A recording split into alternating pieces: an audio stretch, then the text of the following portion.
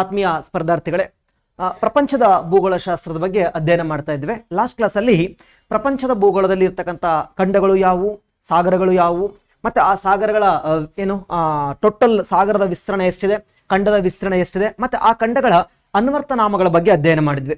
So ಮರುಭೂಮಿ ಖಂಡ ಯಾವುದು, ಹುಲ್ಲುಗಾವಲು ಖಂಡ ಯಾವುದು, ಅಂಡ್ ಮಿರರ್ ಇಮೇಜ್ ಕಾಂಟಿನೆಂಟ್ಸ್, ಹಾಗಾದರೆ ಕನ್ನಡಿಯ ಪ್ರತಿಬಿಂಬಗಳಂತೆ ಗೋಚರಿಸುವ ಖಂಡಗಳು ಯಾವುದು ಅನ್ನೋದ್ರ ಬಗ್ಗೆ ಚರ್ಚೆ ಮಾಡಿದ್ವಿ. ಇವತ್ತಿನ ತರಗತಿಯಲ್ಲಿ ಏನನ್ನ ಅಧ್ಯಯನ ಮಾಡುವಂದ್ರೆ ಒಂದು ಚಿಕ್ಕ ಅದೇಯ ಮಹಾಸಾಗರಗಳು ಅಂತೆ. ನೋಡ್ರಿ, ಈ ಚಾಪ್ಟರ್ನ ಹಿಂಗೆ ಅಧ್ಯಯನ ಮಾಡ್ಕೊಂತ ಹೋಗ್ಬೇಕಾ. ನೀವು ಸಡನ್ ಆಗಿ ಸಮುದ್ರಗಳು, ಜಲಸಂಧಿಗಳು, ಕೊಲ್ಲಿಗಳು ಅಂತ ಅಧ್ಯಯನ ಮಾಡಬಾರ್ದು. ಸೊ ನೀವು ಜಲಸಂಧಿಗಳನ್ನ ಅಧ್ಯಯನ ಮಾಡಬೇಕು ಅಂತಂದ್ರೆ ನಿಮಗೆ ಸಮುದ್ರಗಳು ಮತ್ತು ಕೊಲ್ಲಿಗಳ ಬಗ್ಗೆ ಗೊತ್ತಿರಬೇಕು. ಸಮುದ್ರಗಳು ಮತ್ತು ಕೊಲ್ಲಿಗಳ ಬಗ್ಗೆ ಗೊತ್ತಿರಬೇಕು. ಹಿಂಗಾಗಿನೇ ಸ್ವಲ್ಪ ಈ ಚಾಪ್ಟರ್ನ ಹಿಂಗೆ ಅಧ್ಯಯನ ಮಾಡ್ಕೊಂಡು ಹೋಗಬೇಕು. ಸೊ ಫಸ್ಟ್ ಬರ್ತಾ ಹೋಗೋಣ, ಪ್ರಪಂಚದ ಮಹಾಸಾಗರಗಳು. ಪ್ರಪಂಚದ 5 ಮಹಾಸಾಗರಗಳು.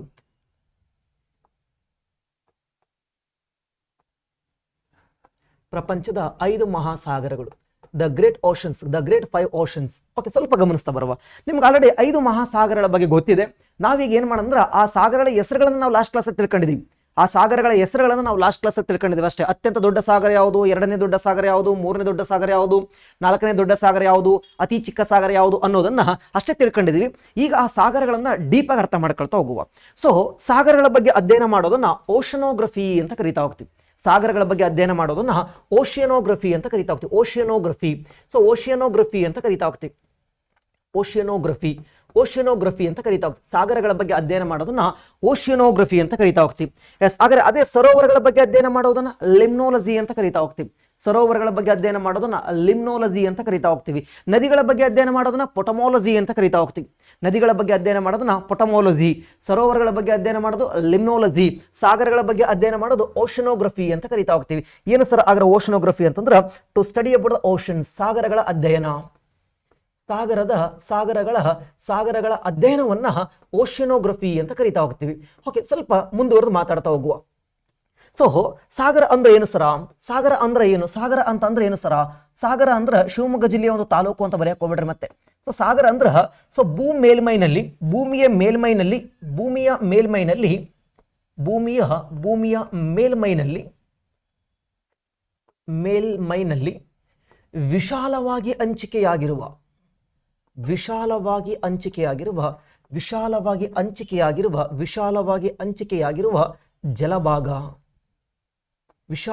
ಹಂಚಿಕೆಯಾಗಿರುವ ಜಲಭಾಗವನ್ನ ಸಾಗರ ಅಂತ ಕರಿತಾ ಹೋಗ್ತೀವಿ.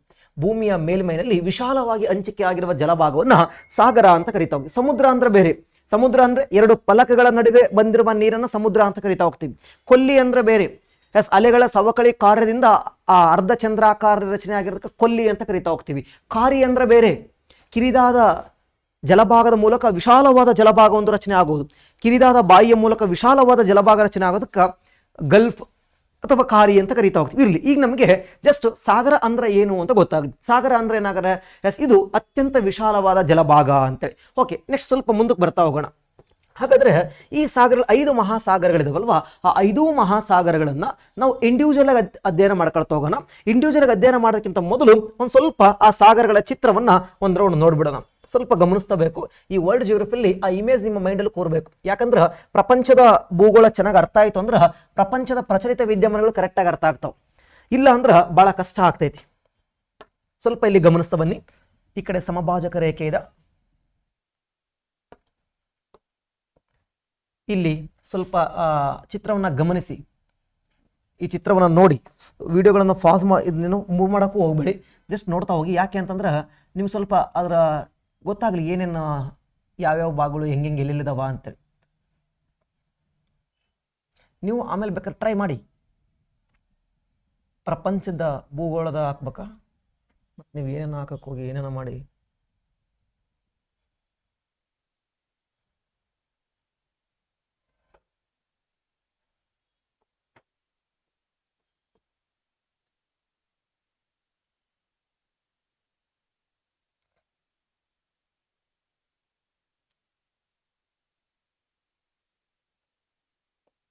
ಸ್ವಲ್ಪ ಗಮನಿಸ್ತಾ ಬರುವ ಹೆಂಗಿದೆ ಪ್ರಪಂಚದ ಭೂನಕ್ಷೆ ಅಂತೇಳಿ.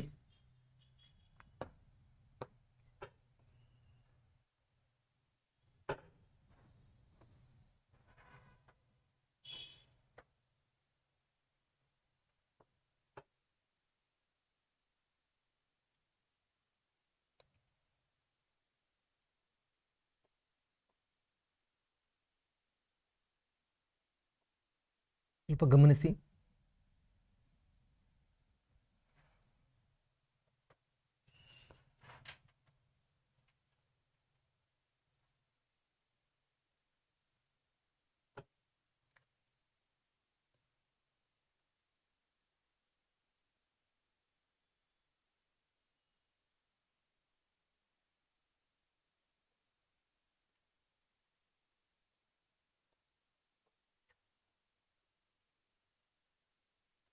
ಈ ಕಡೆ ಯುರೋಪ್ ಇದೆ, ಇಲ್ಲಿ ಆಫ್ರಿಕಾ ಇದೆ, ಈ ಕಡೆ ಏಷ್ಯಾ ಇದೆ, ಈ ಕಡೆ ಭಾಗದಲ್ಲಿ ಬಂದರೆ ನಮ್ಮ ಆಸ್ಟ್ರೇಲಿಯಾ ಇದೆ,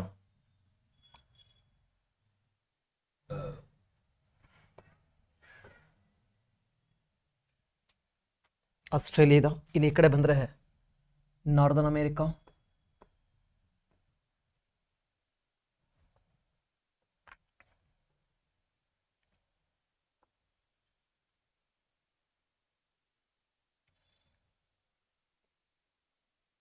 ನೋಡ್ರಿ ನಾರ್ದನ್ ಅಮೇರಿಕಾ ಪೂರ್ತಿ ನಾರ್ದನ್ ಹೆಮಿಸ್ಫಿಯರ್ ಇದೆ. ಸದರ್ನ್ ಅಮೇರಿಕಾ ನಾರ್ದನ್ ಹೆಮಿಸ್ಫಿಯರಲ್ಲೂ ಇದೆ, ಸದರ್ನ್ ಹೆಮಿಸ್ಫಿಯರ್ಲ್ಲೂ ಇದೆ. ಸ್ವಲ್ಪ ಗಮನಿಸಬೇಕು. ಉತ್ತರ ಅಮೇರಿಕಾ ಪೂರ್ತಿ ಉತ್ತರ ಗೋಳದಲ್ಲಿ ಹಂಚಿಕೆ ಆಗಿದೆ. ದಕ್ಷಿಣ ಅಮೇರಿಕಾ ಕೇವಲ ದಕ್ಷಿಣ ಗೋಳದಲ್ಲಿ ಮಾತ್ರ ಹಂಚಿಕೆ ಆಗಿಲ್ಲ. ದಕ್ಷಿಣ ಅಮೇರಿಕಾ ದಕ್ಷಿಣ ಗೋಳದಲ್ಲೂ ಹಂಚಿಕೆ ಆಗಿದೆ, ದಕ್ಷಿಣ ಅಮೇರಿಕಾ ಉತ್ತರ ಗೋಳದಲ್ಲೂ ಹಂಚಿಕೆ ಆಗಿದೆ. ಇಲ್ಲೊಂದು ದೊಡ್ಡ ದ್ವೀಪ ಬರ್ತೈತಿ. ಯಾವುದು ಆ ದೊಡ್ಡ ದ್ವೀಪ ಅಂತಂದ್ರೆ ಗ್ರೀನ್ಲ್ಯಾಂಡ್ ಅಂತೇಳಿ. ಇನ್ನು ಈ ಕಡೆ ನಿಮಗೆಲ್ಲ ಗೊತ್ತಿರತಕ್ಕಂಥದ್ದು ದಿಸ್ ಈಸ್ ಅಂಟಾರ್ಟಿಕ್ ಅಂತೇಳಿ. ಲಿಸನ್, ಮೇಲ್ಗಡೆ ಇರೋದು ಅಂಟಾರ್ಟಿಕ್ ಖಂಡ, ಅಲ್ಲಿ ಆರ್ಟಿಕ್ ಸಾಗರ ಇದೆ. ಯಾವ್ಯಾವ ಸಾಗರಗಳು ಎಲ್ಲಿದ್ದಾವ ಸ್ವಲ್ಪ ಗಮನಿಸ್ತಾ ಬರುವ. ಇಲ್ಲಿ ನೋಡ್ರಿ, ಇದ್ ಕಡೆ ಎಲ್ಲ ಪೆಸಿಫಿಕ್ ಸಾಗರ, ಇದು ಕೂಡ ಪೆಸಿಫಿಕ್ ಸಾಗರ, ಇದು ಪೆಸಿಫಿಕ್ ಮಹಾಸಾಗರ. ನೀವು ಇಂದಿನ ವಿಡಿಯೋವನ್ನು ನೋಡಿದ್ರೆ ನಿಮ್ಗೆ ಯಾವ್ಯಾವ ಸಾಗರಗಳು ಎಲ್ಲಿದ್ದಾವೆ ಅಂತ ಗೊತ್ತಾಗ್ತೈತೆ. ನಾನು ಮುಂದುವರೆದು ಮಾತಾಡ್ತಾ ಹೋಗ್ತೀನಿ. ಇವಾಗ ನೀವು ಪ್ರೀವಿಯಸ್ ವಿಡಿಯೋನ ನೋಡೋಕೆ ಅವಕಾಶ ಇರುತ್ತೆ, ಇವಾಗಲೂ ಕೂಡ ಇನ್ನೊಂದ್ಸರಿ ವಿಡಿಯೋವನ್ನು ನೋಡಿ. ಅದನ್ನು ನೋಡಿಲ್ಲ ಅಂದ್ರೆ ಇದು ಅರ್ಥ ಆಗಲ್ಲ. ಸೊ ಇಲ್ಲಿ ಪೆಸಿಫಿಕ್ ಮಹಾಸಾಗರ ಇದೆ, ಆ ಕಡೆ ಕೂಡ ಪೆಸಿಫಿಕ್ ಮಹಾಸಾಗರ ಇದೆ, ಈ ಕಡೆ ಅಟ್ಲಾಂಟಿಕ್ ಸಾಗರ ಇದೆ, ಇದು ಹಿಂದೂ ಮಹಾಸಾಗರ ಇದೆ. ಓಕೆ, ಸ್ವಲ್ಪ ಗಮನಿಸ್ತಾ ಬರೋಣ. ಇಲ್ಲಿ ಪೆಸಿಫಿಕ್ ಸಾಗರ ಐತಿ ಅಂತ ನಾನು ನಿಮಗೆ ಹೇಳಿದ್ದೀನಿ. ಪೆಸಿಫಿಕ್ ಸಾಗರ ನಾನು ನಿಮ್ಗೆ ಹೇಳಕತ್ತೀನಿ 5 ಮಹಾಸಾಗರಗಳು ಇದಾವ ಅಂತೇಳಿ. ನಾನು 5 ಮಹಾಸಾಗರ ಅಂತ ಹೇಳಕತ್ತೀನಿ. ಆದ್ರೆ ರಕ್ಷಿತ್ ಶೆಟ್ಟಿ ಹೇಳ್ತವನೇ ಏನಂತೇಳಿ, ಸಪ್ತಸಾಗರದ ಆಚೆಯಲ್ಲಿ ಅಂತೇಳಿ. ಸರ್ ಮತ್ತೆ 5 ಸಾಗರ ಅಂತ ಹೇಳಕತ್ತೀರ, ಅವ ನೋಡಿದ್ರೆ ಸಪ್ತಸಾಗರ ಅಂತ ಹೇಳ್ತವನ, ಯಾವುದು ಸತ್ಯ? ಎಸ್, ಎರಡೂ ಸತ್ಯನೇ. ಇಲ್ಲಿ ಸಪ್ತಸಾಗರ ಅಂತ ಯಾಕೆ ಕರೀತಾರೆ ಅಂತಂದ್ರೆ, ಈ ಅಟ್ಲಾಂಟಿಕ್ ಸಾಗರ ಏನಿದೆ ಅಲ್ವಾ, ಈ ಅಟ್ಲಾಂಟಿಕ್ ಸಾಗರ ಮತ್ತು ಪೆಸಿಫಿಕ್ ಸಾಗರಗಳು ಬಹಳ ದೊಡ್ಡ ಸಾಗರಗಳು. ಪೆಸಿಫಿಕ್ ಜಗತ್ತಿನ ಅತ್ಯಂತ ದೊಡ್ಡ ಸಾಗರ, ಅದನ್ನ ಬಿಟ್ಟರೆ ಅಟ್ಲಾಂಟಿಕ್ ಸಾಗರ ಎರಡನೇ ದೊಡ್ಡ ಸಾಗರ. ಇವೆರಡೂ ಸಾಗರಗಳು ಎರಡೂ ಗೋಳಗಳಲ್ಲಿಯೂ ದೊಡ್ಡ ಪ್ರಮಾಣದಲ್ಲಿ ಹಂಚಿಕೆ ಆಗಿರೋದ್ರಿಂದ ಈ ಸಾಗರಗಳನ್ನು ಮತ್ತೆ ನಾವು ಡಿವೈಡ್ ಮಾಡ್ತಾ ಹೋಗ್ತೀವಿ. ಒಂದು ಉತ್ತರ ಪೆಸಿಫಿಕ್ ಸಾಗರ, ದಕ್ಷಿಣ ಪೆಸಿಫಿಕ್ ಸಾಗರ, ಉತ್ತರ ಅಟ್ಲಾಂಟಿಕ್ ಸಾಗರ ಮತ್ತು ದಕ್ಷಿಣ ಅಟ್ಲಾಂಟಿಕ್ ಸಾಗರ ಅಂತೇಳಿ ಡಿವೈಡ್ ಮಾಡ್ತಾ ಹೋಗ್ತೀವಿ. ಹಿಂಗಾಗಿನೇ ನಾವು 7 ಸಾಗರ ಅಂತ ಕರಿತೀವಿ. ಬಟ್ ನಮ್ಮ ಎಕ್ಸಾಮ್ ಪ್ರಕಾರ ನೀವು ಪಂಚಮಹಾಸಾಗರಗಳು ಅಂತಂದೇ ಬರೀಬೇಕು.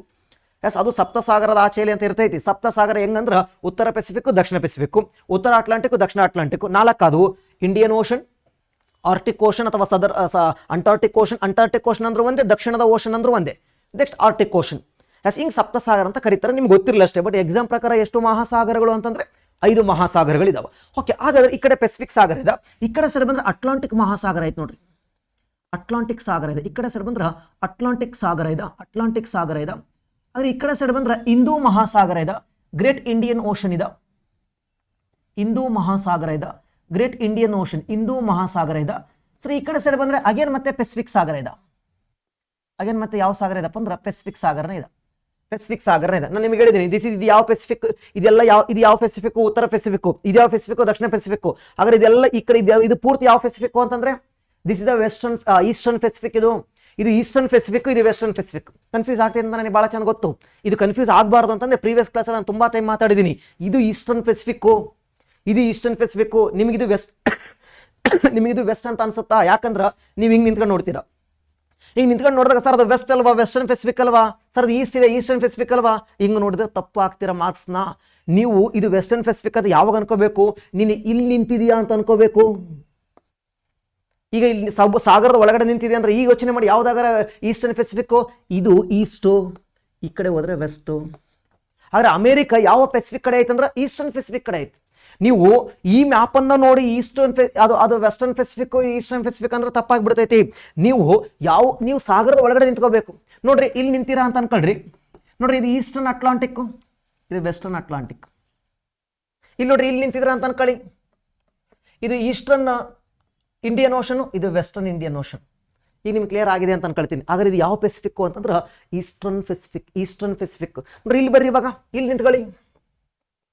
ಈ ಕಡೆ ನೋಡ್ರಿ ಈಸ್ಟರ್ನ್, ಈ ಕಡೆ ನೋಡ್ರಿ ವೆಸ್ಟರ್ನ್. ಹಾಗಾದ್ರೆ ಏಷ್ಯಾ ಖಂಡ ಪೆಸಿಫಿಕ್ ಸಾಗರದ ಯಾವ ಭಾಗದಲ್ಲಿ ಐತೆ ಅಂದ್ರೆ ಏಷ್ಯಾ ಖಂಡ ಪೆಸಿಫಿಕ್ನ ವೆಸ್ಟ್ ಸೈಡ್ಗಿದೆ. ಏಷ್ಯಾ ಪೆಸಿಫಿಕ್ನ ವೆಸ್ಟ್ ಸೈಡ್ಗಿದೆ. ಹಾಗಾದ್ರೆ ಪೆಸಿಫಿಕ್ಕು ಏಷ್ಯಾದ ಈಸ್ಟ್ ಸೈಡ್ಗಿದೆ. ಪೆಸಿಫಿಕ್ಕು ಏಷ್ಯಾದ ಈಚೆ ಸೈಡ್ ಇದೆ. ಕರೆಕ್ಟಾಗಿ ಅರ್ಥ ಮಾಡ್ಕೋಬೇಕು ಇದನ್ನು ಕರೆಕ್ಟಾಗಿ ಅರ್ಥ ಮಾಡ್ಕೋಬೇಕು. ಪ್ರೀವಿಯಸ್ ಕ್ಲಾಸನ್ನು ಕೇಳಿ ಇದನ್ನು ಕೇಳ್ತಾ ಹೋಗಿ, ಭಾಳ ಚಂದ ಅರ್ಥ ಮಾಡ್ಕೊಳ್ಳಿ. ಯಾಕಂದ್ರೆ ದಿಸ್ ಇಸ್ ದ ಫಂಡಮೆಂಟಲ್. ನಾನು ಇಲ್ಲಿ ಸಣ್ಣ ಸಣ್ಣ ಪಾಯಿಂಟನ್ನು ಕೂಡ, ಮೈನರ್ ಪಾಯಿಂಟನ್ನು ಕೂಡ ನಿಮಗೆ ಟ್ರಿಗರ್ ಮಾಡ್ತಾ ಹೋಗ್ತೀನಿ. ಯಾಕೆ ಅಂತಂದ್ರೆ ಉದ್ದೇಶ ಇಷ್ಟೇ, ಮುಂದೆ ದೊಡ್ಡ ದೊಡ್ಡ ಟಾಪಿಕ್ಗಳು ಅರ್ಥ ಆಗಬೇಕು ಅಂತಂದ್ರೆ ಈ ಚಿಕ್ಕ ಚಿಕ್ಕ ಟಾಪಿಕ್ಗಳು ಅರ್ಥ ಆಗಿರಬೇಕು. ಈ ಚಿಕ್ಕ ಟಾಪಿಕ್ಗಳು ಅರ್ಥ ಆಗಿಲ್ಲ ಅಂದ್ರೆ ಮುಂದೆ ನಿಮಗೆ ಎಲ್ಲಿನೋ ಅಂದ್ರೇನು, ಲಾನಿನೋ ಅಂದ್ರೇನು, ಎಲ್ಲಿನೋ ಅಂದ್ರೆ ಭಾಳ ಸಿಂಪಲ್ ಆಗಿ ಹೇಳ್ಬಿಡ್ತಾರೆ. ಅವ್ರು ಏನು ಹೇಳ್ಬಿಡ್ತಾರೆ ಗೊತ್ತಾ? ಹಾಗಾದ್ರೆ south Pacific in the southern hemisphere western Pacific ಅಂತ ಹೇಳ್ಬಿಡ್ತಾರೆ. ಸದರ್ನ್ ಹೆಮಿಸ್ಫಿಯರ್ ವೆಸ್ಟರ್ನ್ ಪೆಸಿಫಿಕ್ ಅಂತಂದ್ರೆ ಅರ್ಥ ಮಾಡ್ಕೊಂಡ್ಬಿಡ್ಬೇಕು, ಸದರ್ನ್ ಹೆಮಿಸ್ಫಿಯರ್ ವೆಸ್ಟರ್ನ್ ಪೆಸಿಫಿಕ್ ಈ ಭಾಗ ಅಂತ. ಅಥವಾ ಸದರ್ನ್ ಹೆಮಿಸ್ಫಿಯರ್ ಈಸ್ಟರ್ನ್ ಪೆಸಿಫಿಕ್ ಅಂತ ಕೇಳಿಬಿಡ್ತಾನ. ಆದ್ರೆ ಏನಂಗಾರೆ ಸದರ್ನ್ ಹೆಮಿಸ್ಫಿಯರ್ ಅಂದ್ರೆ ದಕ್ಷಿಣಗೋಳ ಈಸ್ಟರ್ನ್ ಪೆಸಿಫಿಕ್ಗೆ ಕೇಳ್ತಾನೆ. ಇವೆರಡು ಕೇಳಲ್ಲ. ಯಾಕೆ ಕೇಳಲ್ಲ ಗೊತ್ತಾ? ಈಸಿ ಗೊತ್ತಾಗ್ಬಿಡ್ತಾವೆ. ಹೆಂಗೆ ಬಿಡಿ ಸರ, ಈ ನೋಡಬತ್ತೆ ನಿಂತ್ಕೊಂಡ್ರ ಆ ಕಡೆದ ಈಸ್ಟ್, ಈ ಕಡೆದ ವೆಸ್ಟ್. ಇಲ್ಲಿ ನೋಡಬತ್ತೆ ನಿಂತ್ಕೊಂಡ್ರ ಈ ಕಡೆದ ಈಸ್ಟ್, ಈ ಕಡೆದ ವೆಸ್ಟ್. ನೋಡ್ರಿ, ಈಗ ನೀವು ಇಲ್ಲಿ ನಿಂತ್ಕೋಬೇಕು. ಇಲ್ಲಿ ನಿಂತ್ಕೊಂಡ್ರೆ ಗೊತ್ತಾಗ್ತೈತಿ ಇದು ವೆಸ್ಟು, ಇದು ವೆಸ್ಟ್. ಎಷ್ಟು ಚಂದ ಐತಿ ನೋಡ್ರಿ. ಇದು ವೆಸ್ಟ್ ಅಲ್ಲ, ಈಸ್ಟು. ಇದು ಈಸ್ಟರ್ನ್ ಪೆಸಿಫಿಕ್ಕು. ನಾನು ಈ ಸಾಗರದ ಇಲ್ಲಿ ನಿಂತ್ಕೊಂಡ್ಬಿಡ್ತೀನಿ. ಹಾಗಾದ್ರೆ ನಮ್ಮ ಜಪಾನು, ಚೀನಾ ಅವೆಲ್ಲ ಏನು ಗೊತ್ತಾ, ಅವು ವೆಸ್ಟರ್ನ್ ಪೆಸಿಫಿಕ್ಕು. ಅರ್ಥ ಆಗಿದೆ ಅಂತ ಅನ್ಕೊಳ್ತೀನಿ. ಈಗ ನಮ್ಮ ಟಾಪಿಕ್ಗೆ ಬರೋಣ. ಇವಾಗ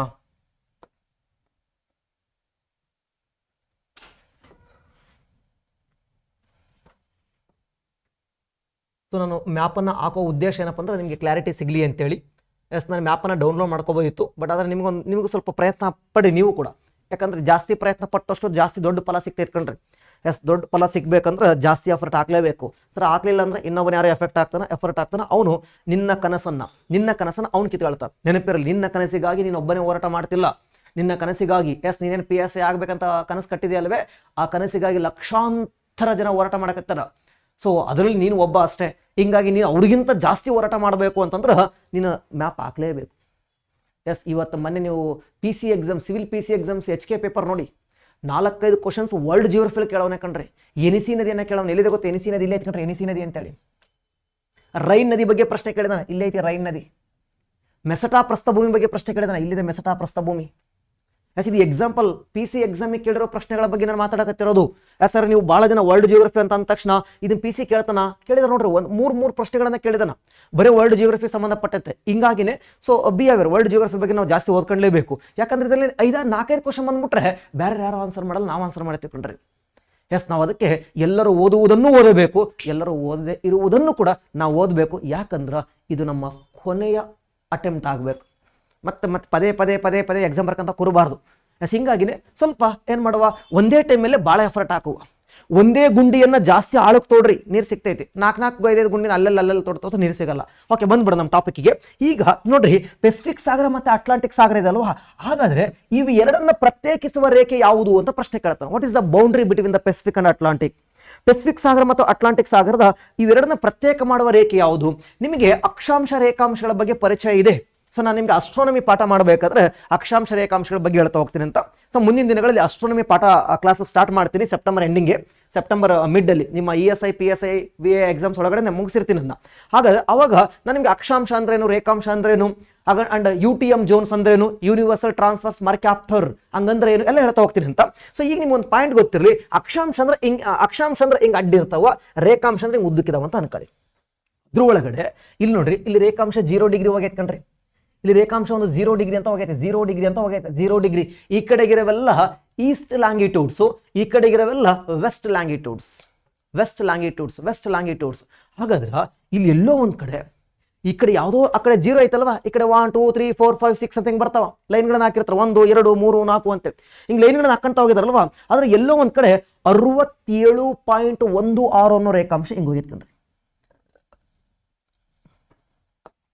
67.16 ಅನ್ನೋ ರೇಖಾಂಶ, 67.16 ಅನ್ನೋ ರೇಖಾಂಶ ಇಲ್ಲಿ ಹೋಗಿದ್ದ.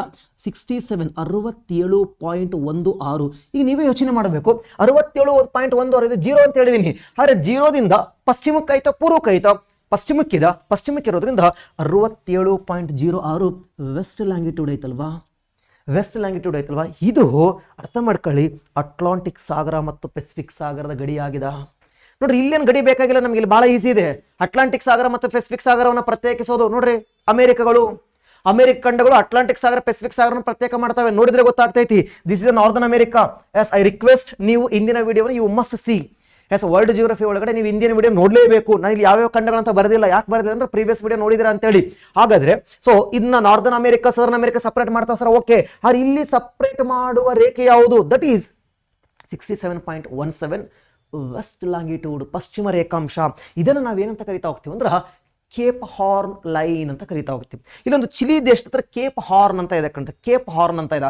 ಏನ್ ಸರ ಕೇಪ್ ಅಂತಂದ್ರ? ಕೇಪ್ ಅಂದ್ರ ನೀರಿನ ಒಳಗಡೆ ಚಾಚಿಕೊಂಡಂತ ಭೂಭಾಗಕ್ಕೆ ನಾವು ಕೇಪ್ ಅಂತ ಕರಿತಾ ಹೋಗ್ತೀವಿ. ನೀರಿನ ಒಳಗಡೆ ಚಾಚಿಕೊಂಡಂತ ಚಿಕ್ಕ ಚಿಕ್ಕ ಭೂಭಾಗಗಳು ಇರ್ತಾವಲ್ವ, ನಮ್ಮಲ್ಲಿ ಇಲ್ಲಿ ಕೂಡ ಒಂದು ಕೇಪ್ ಇದೆ, ನೀರಿನ ಒಳಗಡೆ ಹಿಂಗೆ ಚಾಚ್ಕೊಂಡೈತಿ, ಕೇಪ್ ಆಫ್ ಕೊಮಾರಿನ್ ಅಂತೇಳಿ, ಕೇಪ್ ಆಫ್ ಗುಡ್ ಹೋಪ್ ಅಂತ ನೀವು ಕೇಳಿರ್ತೀರಿ ಇಲ್ಲೆಲ್ಲ. ಎಸ್ ಇಲ್ಲಿ ಕೇಪ್ ಹಾರ್ನ್ ಅಂತ ಇದೆ, ಸಾರಿ ಕೇಪ್ ನಾರ್ತ್ ಅಂತ ಇದೆ. ಇಲ್ಲಿ ನೋಡ್ರಿ ಮೇಲೆ ಆಸ್ಟ್ರೇಲಿಯಾ ಕೊಂಬು ಚಾಚ್ಕೊಂಡೈತಲ್ವ, ಅದು ಕೇಪ್ ಯಾರ್ಕ್ ಅಂತೇಳಿ. ಇಲ್ಲೊಂದು ಕೇಪ್ ಹಾರ್ನ್ ಅಂತ ಇದೆ. ಇದನ್ನ ಕೇಪ್ ಹಾರ್ನ್ ಲೈನ್ ಅಂತ ಕರಿತಾ ಹೋಗ್ತೀವಿ. ಕೇಪ್ ಹಾರ್ನ್ ಅಥವಾ ಅಥವಾ ಅಥವಾ ಡಾರ್ಕ್ ಪ್ಯಾಸೇಜ್ ಲೈನ್ ಅಂತ ಕರಿತಾ ಹೋಗ್ತೀವಿ. Dark passage line, dark passage ರೇಖೆ ಅಂತ ಕರಿತಾ ಹೋಗ್ತೀವಿ. ಡಾರ್ಕ್ ಪ್ಯಾಸೇಜ್ ರೇಖೆ ಅಂತ ಕರಿತಾವೆ. ಡಾರ್ಕ್ ಪ್ಯಾಸೇಜ್ ರೇಖೆ. ಹಾಗಾದ್ರೆ ನೀವು ಸೆಂಟೆನ್ಸ್ ಬರ್ಕೊಂಡ್ರೆ ಬೇಕಾದ್ರೆ ಕೆಳಗಡೆ ಇನ್ನೊಂದು ಸೈಡ್ ಏನಂತ ಬರ್ಕಂತೀರಾ? ಹಾಗಾದ್ರೆ ಪೆಸಿಫಿಕ್ ಮತ್ತು ಅಟ್ಲಾಂಟಿಕ್ ಅನ್ನ ಪ್ರತ್ಯೇಕಿಸುವ ರೇಖೆ ಯಾವುದು? ಡಾರ್ಕ್ ಪ್ಯಾಸೇಜ್ ರೇಖೆ ಅಥವಾ ಕೇಪ್ ಹಾರ್ನ್ ರೇಖೆ. ಪ್ಯಾಸೇಜ್ ಅಂದ್ರೆ ಕಾಲುವೆ ಅಂತ ಅರ್ಥ, ಅಗಲವಾದ ವಿಶಾಲವಾದ ಜಲಭಾಗ ಅಂತ ಅರ್ಥ ಕಾಲುವೆ. ನೀವು ಡೆಂಕನ್ ಪ್ಯಾಸೇಜ್ ಅಂತ ಕೇಳಿರ್ತೀರಾ, 10 ಡಿಗ್ರಿ ಪ್ಯಾಸೇಜ್, 8 ಡಿಗ್ರಿ ಪ್ಯಾಸೇಜ್ ಅಂತ ಕೇಳಿರ್ತೀರಾ. ಎಸ್ ಹಾಗಾದ್ರೆ ಡಾರ್ಕ್ ಪ್ಯಾಸೇಜ್, ಹಾಗಾದ್ರೆ ದಕ್ಷಿಣ ಅಮೆರಿಕ ಮತ್ತು ಅಂಟಾರ್ಟಿಕ್ ಖಂಡದ ಮಧ್ಯೆ ನೀರೈತೆ, ಇದಕ್ಕೆ ಡಾರ್ಕ್ ಪ್ಯಾಸೇಜ್ ಅಂತ ಕರಿತಾ ಹೋಗ್ತೀವಿ. ನೋಡ್ರಿ ಗಮನಿಸಿ, ಅಂಟಾರ್ಟಿಕ್ ಖಂಡಕ್ಕೆ ಹತ್ತಿರ ಇರುವ ದೇಶ ಯಾವ್ದು ಗೊತ್ತಾ? ಚಿಲಿ ದೇಶ. ಬಹಳ ಜನ ಆಸ್ಟ್ರೇಲಿಯಾ ಅನ್ಕೊಂಡ್ಬಿಡ್ತೀವಿ. ಆಸ್ಟ್ರೇಲಿಯಾ ಅಂಟಾರ್ಟಿಕ್ ಖಂಡಕ್ಕೆ ಹತ್ರ ಇರೋದು ಆಸ್ಟ್ರೇಲಿಯಾ ಅಲ್ಲ, ಯಾವ ದೇಶ? ಚಿಲಿ ದೇಶ. ಹತ್ರ ಐತ್ಕಂಡ್ರಿ, 4 ಜಂಪ್ ಕೊಡೋದು ನೋಡ್ರಿ, 4 ಬಟ್ಟೆ ಐತಿ, ಹಂಗ ಅನ್ಕೊಂಡ್ಬಿಡ್ರ.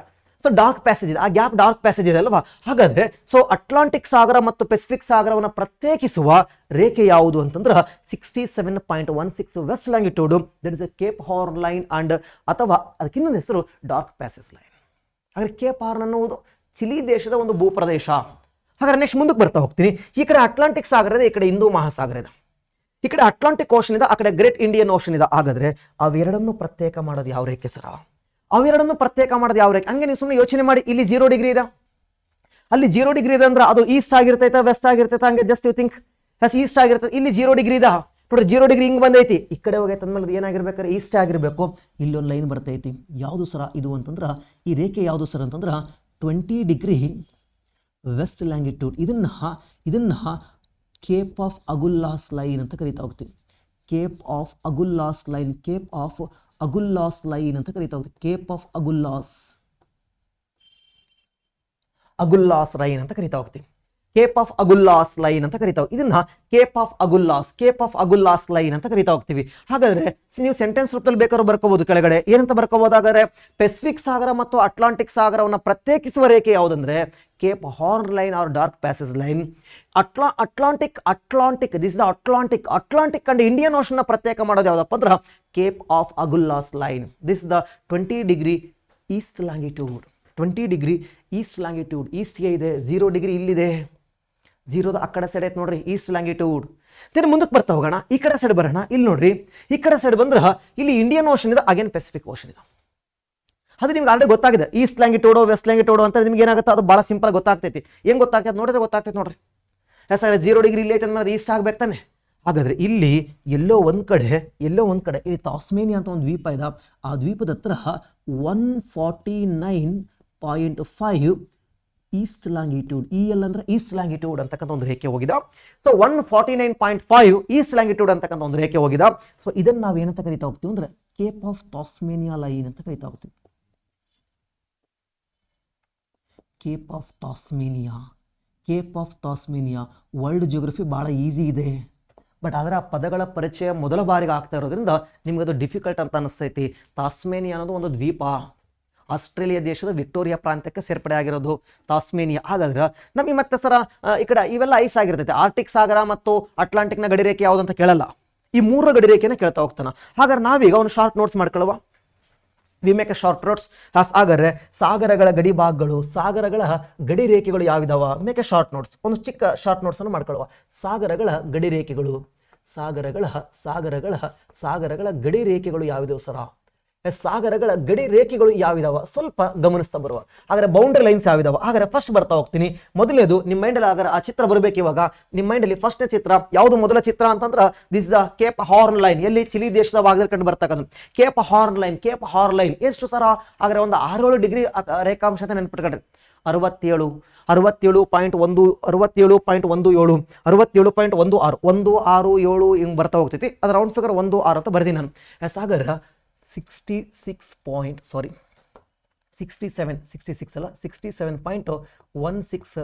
West longitude. ಈ ರೇಖೆನ ಏನಂತ ಕರಿತಾ ಹೋಗ್ತೀವಿ ಅಂದ್ರೆ ಕೇಪ್ ಆಫ್ ಹಾರ್ನ್ ಅಥವಾ ಕೇಪ್ ಹಾರ್ನ್ ಅಂತ ಕರಿತಾ ಹೋಗ್ತೀವಿ. ಕೇಪ್ ಹಾರ್ನ್ ಅಂತ ಕರಿತಾ ಹೋಗ್ತೀವಿ. ಯಾವ ದೇಶದಾಗ ಐತೆ ಸರ್ ಕೇಪ್ ಹಾರ್ನ್ ಅಂದ್ರೆ? ಚಿಲಿ ದೇಶದಲ್ಲಿ ಕಂಡು ಬರ್ತೈತಿ. ಚಿಲಿ ದೇಶದ ಒಂದು ಭೂಪ್ರದೇಶದ ಹೆಸರು ಕೇಪ್ ಹಾರ್ನ್ ಅಂತೇಳಿ. ಹಾಗಾದ್ರೆ ಇದು ಯಾವ ಯಾವ ಸಾಗರಗಳನ್ನು ಪ್ರತ್ಯೇಕಿಸುತ್ತದೆ ಅಂತಂದ್ರೆ ಇದು ಪೆಸಿಫಿಕ್ ಸಾಗರ. ಪೆಸಿಫಿಕ್ ಸಾಗರ ಮತ್ತು ಅಟ್ಲಾಂಟಿಕ್ ಸಾಗರಗಳನ್ನು ಪ್ರತ್ಯೇಕ ಮಾಡ್ತೈತಿ. ಪೆಸಿಫಿಕ್ ಸಾಗರ ಮತ್ತು ಅಟ್ಲಾಂಟಿಕ್ ಸಾಗರಗಳನ್ನು ಪ್ರತ್ಯೇಕಿಸ್ತಕ್ಕಂಥ ಒಂದು ಲೈನ್ ಯಾವ್ದಪ್ಪ ಅಂದ್ರೆ ಕೇಪ್ ಹಾರ್ನ್. ನೇರವಾದಂಥ ಪ್ರಶ್ನೆಗಳನ್ನ ಕೇಳೋ ಚಾನ್ಸಸ್ ಇರ್ತೈತಿ.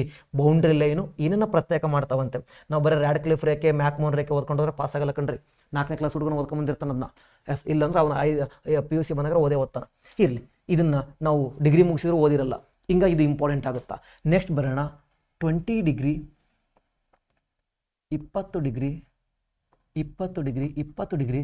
East longitude.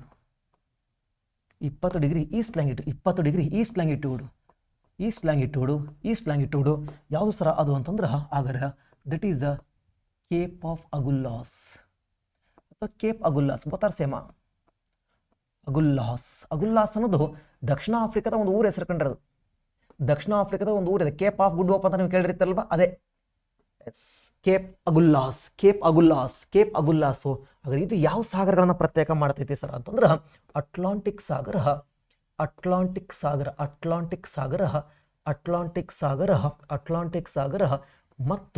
ಮತ್ತು ಹಿಂದೂ ಮಹಾಸಾಗರವನ್ನು ಪ್ರತ್ಯೇಕ ಮಾಡ್ತೈತಿ. ಹಿಂದೂ ಮಹಾಸಾಗರವನ್ನು ಪ್ರತ್ಯೇಕ ಮಾಡ್ತಾ ಇದ್ದ. ನೆಕ್ಸ್ಟ್ ಮುಂದಕ್ಕೆ ಬರ್ತಾ ಹೋಗೋಣ. ಹಾಗಾದ್ರೆ ಯಾವುದು ಸರ ಅಂತಂದ್ರೆ 149.5 ಈಸ್ಟ್ ಲ್ಯಾಂಗಿಟ್ಯೂಡ್. ಇದು 5 ಇದು ಮತ್ತೆ ಎಸ್ ಅಂತ ಬರ್ಕೊಂಡಿದ್ರೆ ಈಸ್ಟ್ ಲ್ಯಾಂಗಿಟ್ಯೂಡ್.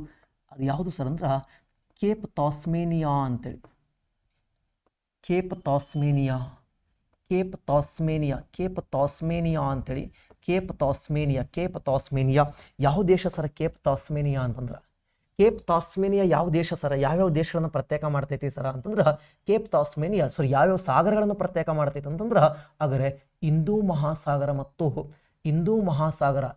ಮಹಾಸಾಗರ ಗ್ರೇಟ್ ಇಂಡಿಯನ್ ಓಷನ್. ನಿಮ್ಮ ಎಕ್ಸಾಮ್ಸ್ ಅಲ್ಲಿ ಟ್ರಾನ್ಸ್ಲೇಷನ್ ಮಾಡ್ಬೇಕಾದ್ರೆ ಭಾರತೀಯ ಸಾಗರ ಅಂತ ಕೊಟ್ಬಿಡ್ತಾನೆ, ಮಹಾಭಾರತೀಯ ಸಾಗರ ಅಂತ ಕೊಟ್ಬಿಡ್ತಾನೆ. ಗ್ರೇಟ್ ಇಂಡಿಯನ್ ಓಷನ್, ಹಿಂದೂ ಮಹಾಸಾಗರ ಮತ್ತು ಪೆಸಿಫಿಕ್ ಸಾಗರಗಳನ್ನು ಪ್ರತ್ಯೇಕ ಮಾಡ್ತಾ ಇದ್ದ. ಪೆಸಿಫಿಕ್ ಸಾಗರಗಳನ್ನು ಪ್ರತ್ಯೇಕ ಮಾಡ್ತಾ ಇದ್ದ. ಹಾಗಾದ್ರೆ ನಿಮಗೆ ಸಾಗರಗಳ ಗಡಿ ರೇಖೆಗಳು ಗೊತ್ತಾಗಿದಾವ ಅಂತ ಅನ್ಕೊಳ್ತೀನಿ.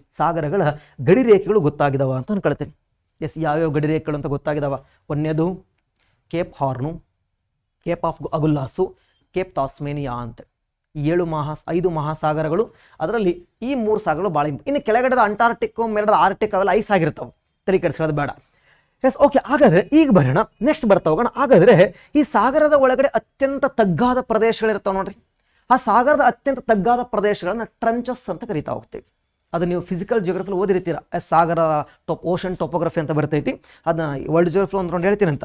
ಫಿಸಿಕಲ್ ಜಿಯೋಗ್ರಫಿ ಟಾಪಿಕ್ ಅದು, ಬಟ್ ವರ್ಲ್ಡ್ ಜಿಯೋಗ್ರಫಿ ನಿಮಗೂ ಗೊತ್ತಾಗಲಿ ಸ್ವಲ್ಪ ಹೇಳ್ತಾ ಹೋಗ್ತೀನಿ. ಟ್ರಂಚಸ್ ಅಂದ್ರೆ ಏನು ಸರ್ ಅಂದ್ರೆ ಸಾಗರದ ತಳಭಾಗ ಹೆಂಗಿರ್ತೈತೆ ಅಂದ್ರೆ ಹಿಂಗಿರ್ತೈತೆ ಕಣ್ರಿ. ಸಾಗರದ ತಳಭಾಗ ಹಿಂಗಿರ್ತೈತಿ. ಇದನ್ನ ಕಾಂಟಿನೆಂಟಲ್ ಶೆಲ್ಫ್ ಅಂತ ಕರಿತೀವಿ, ಕಾಂಟಿನೆಂಟಲ್ ಸ್ಲೋಪ್ ಅಂತ ಕರಿತಾ ಹೋಗ್ತೀವಿ, ಅಬಿಸಾಲ್ ಪ್ಲೈನ್ ಅಂತ ಕರಿತಾ ಹೋಗ್ತೀವಿ. ಹಿಂಗೆ ಆಳವ ಇದ್ರ ಮೇಲೆ ನೀರು ನಿಂತಿರ್ತೈತಿ.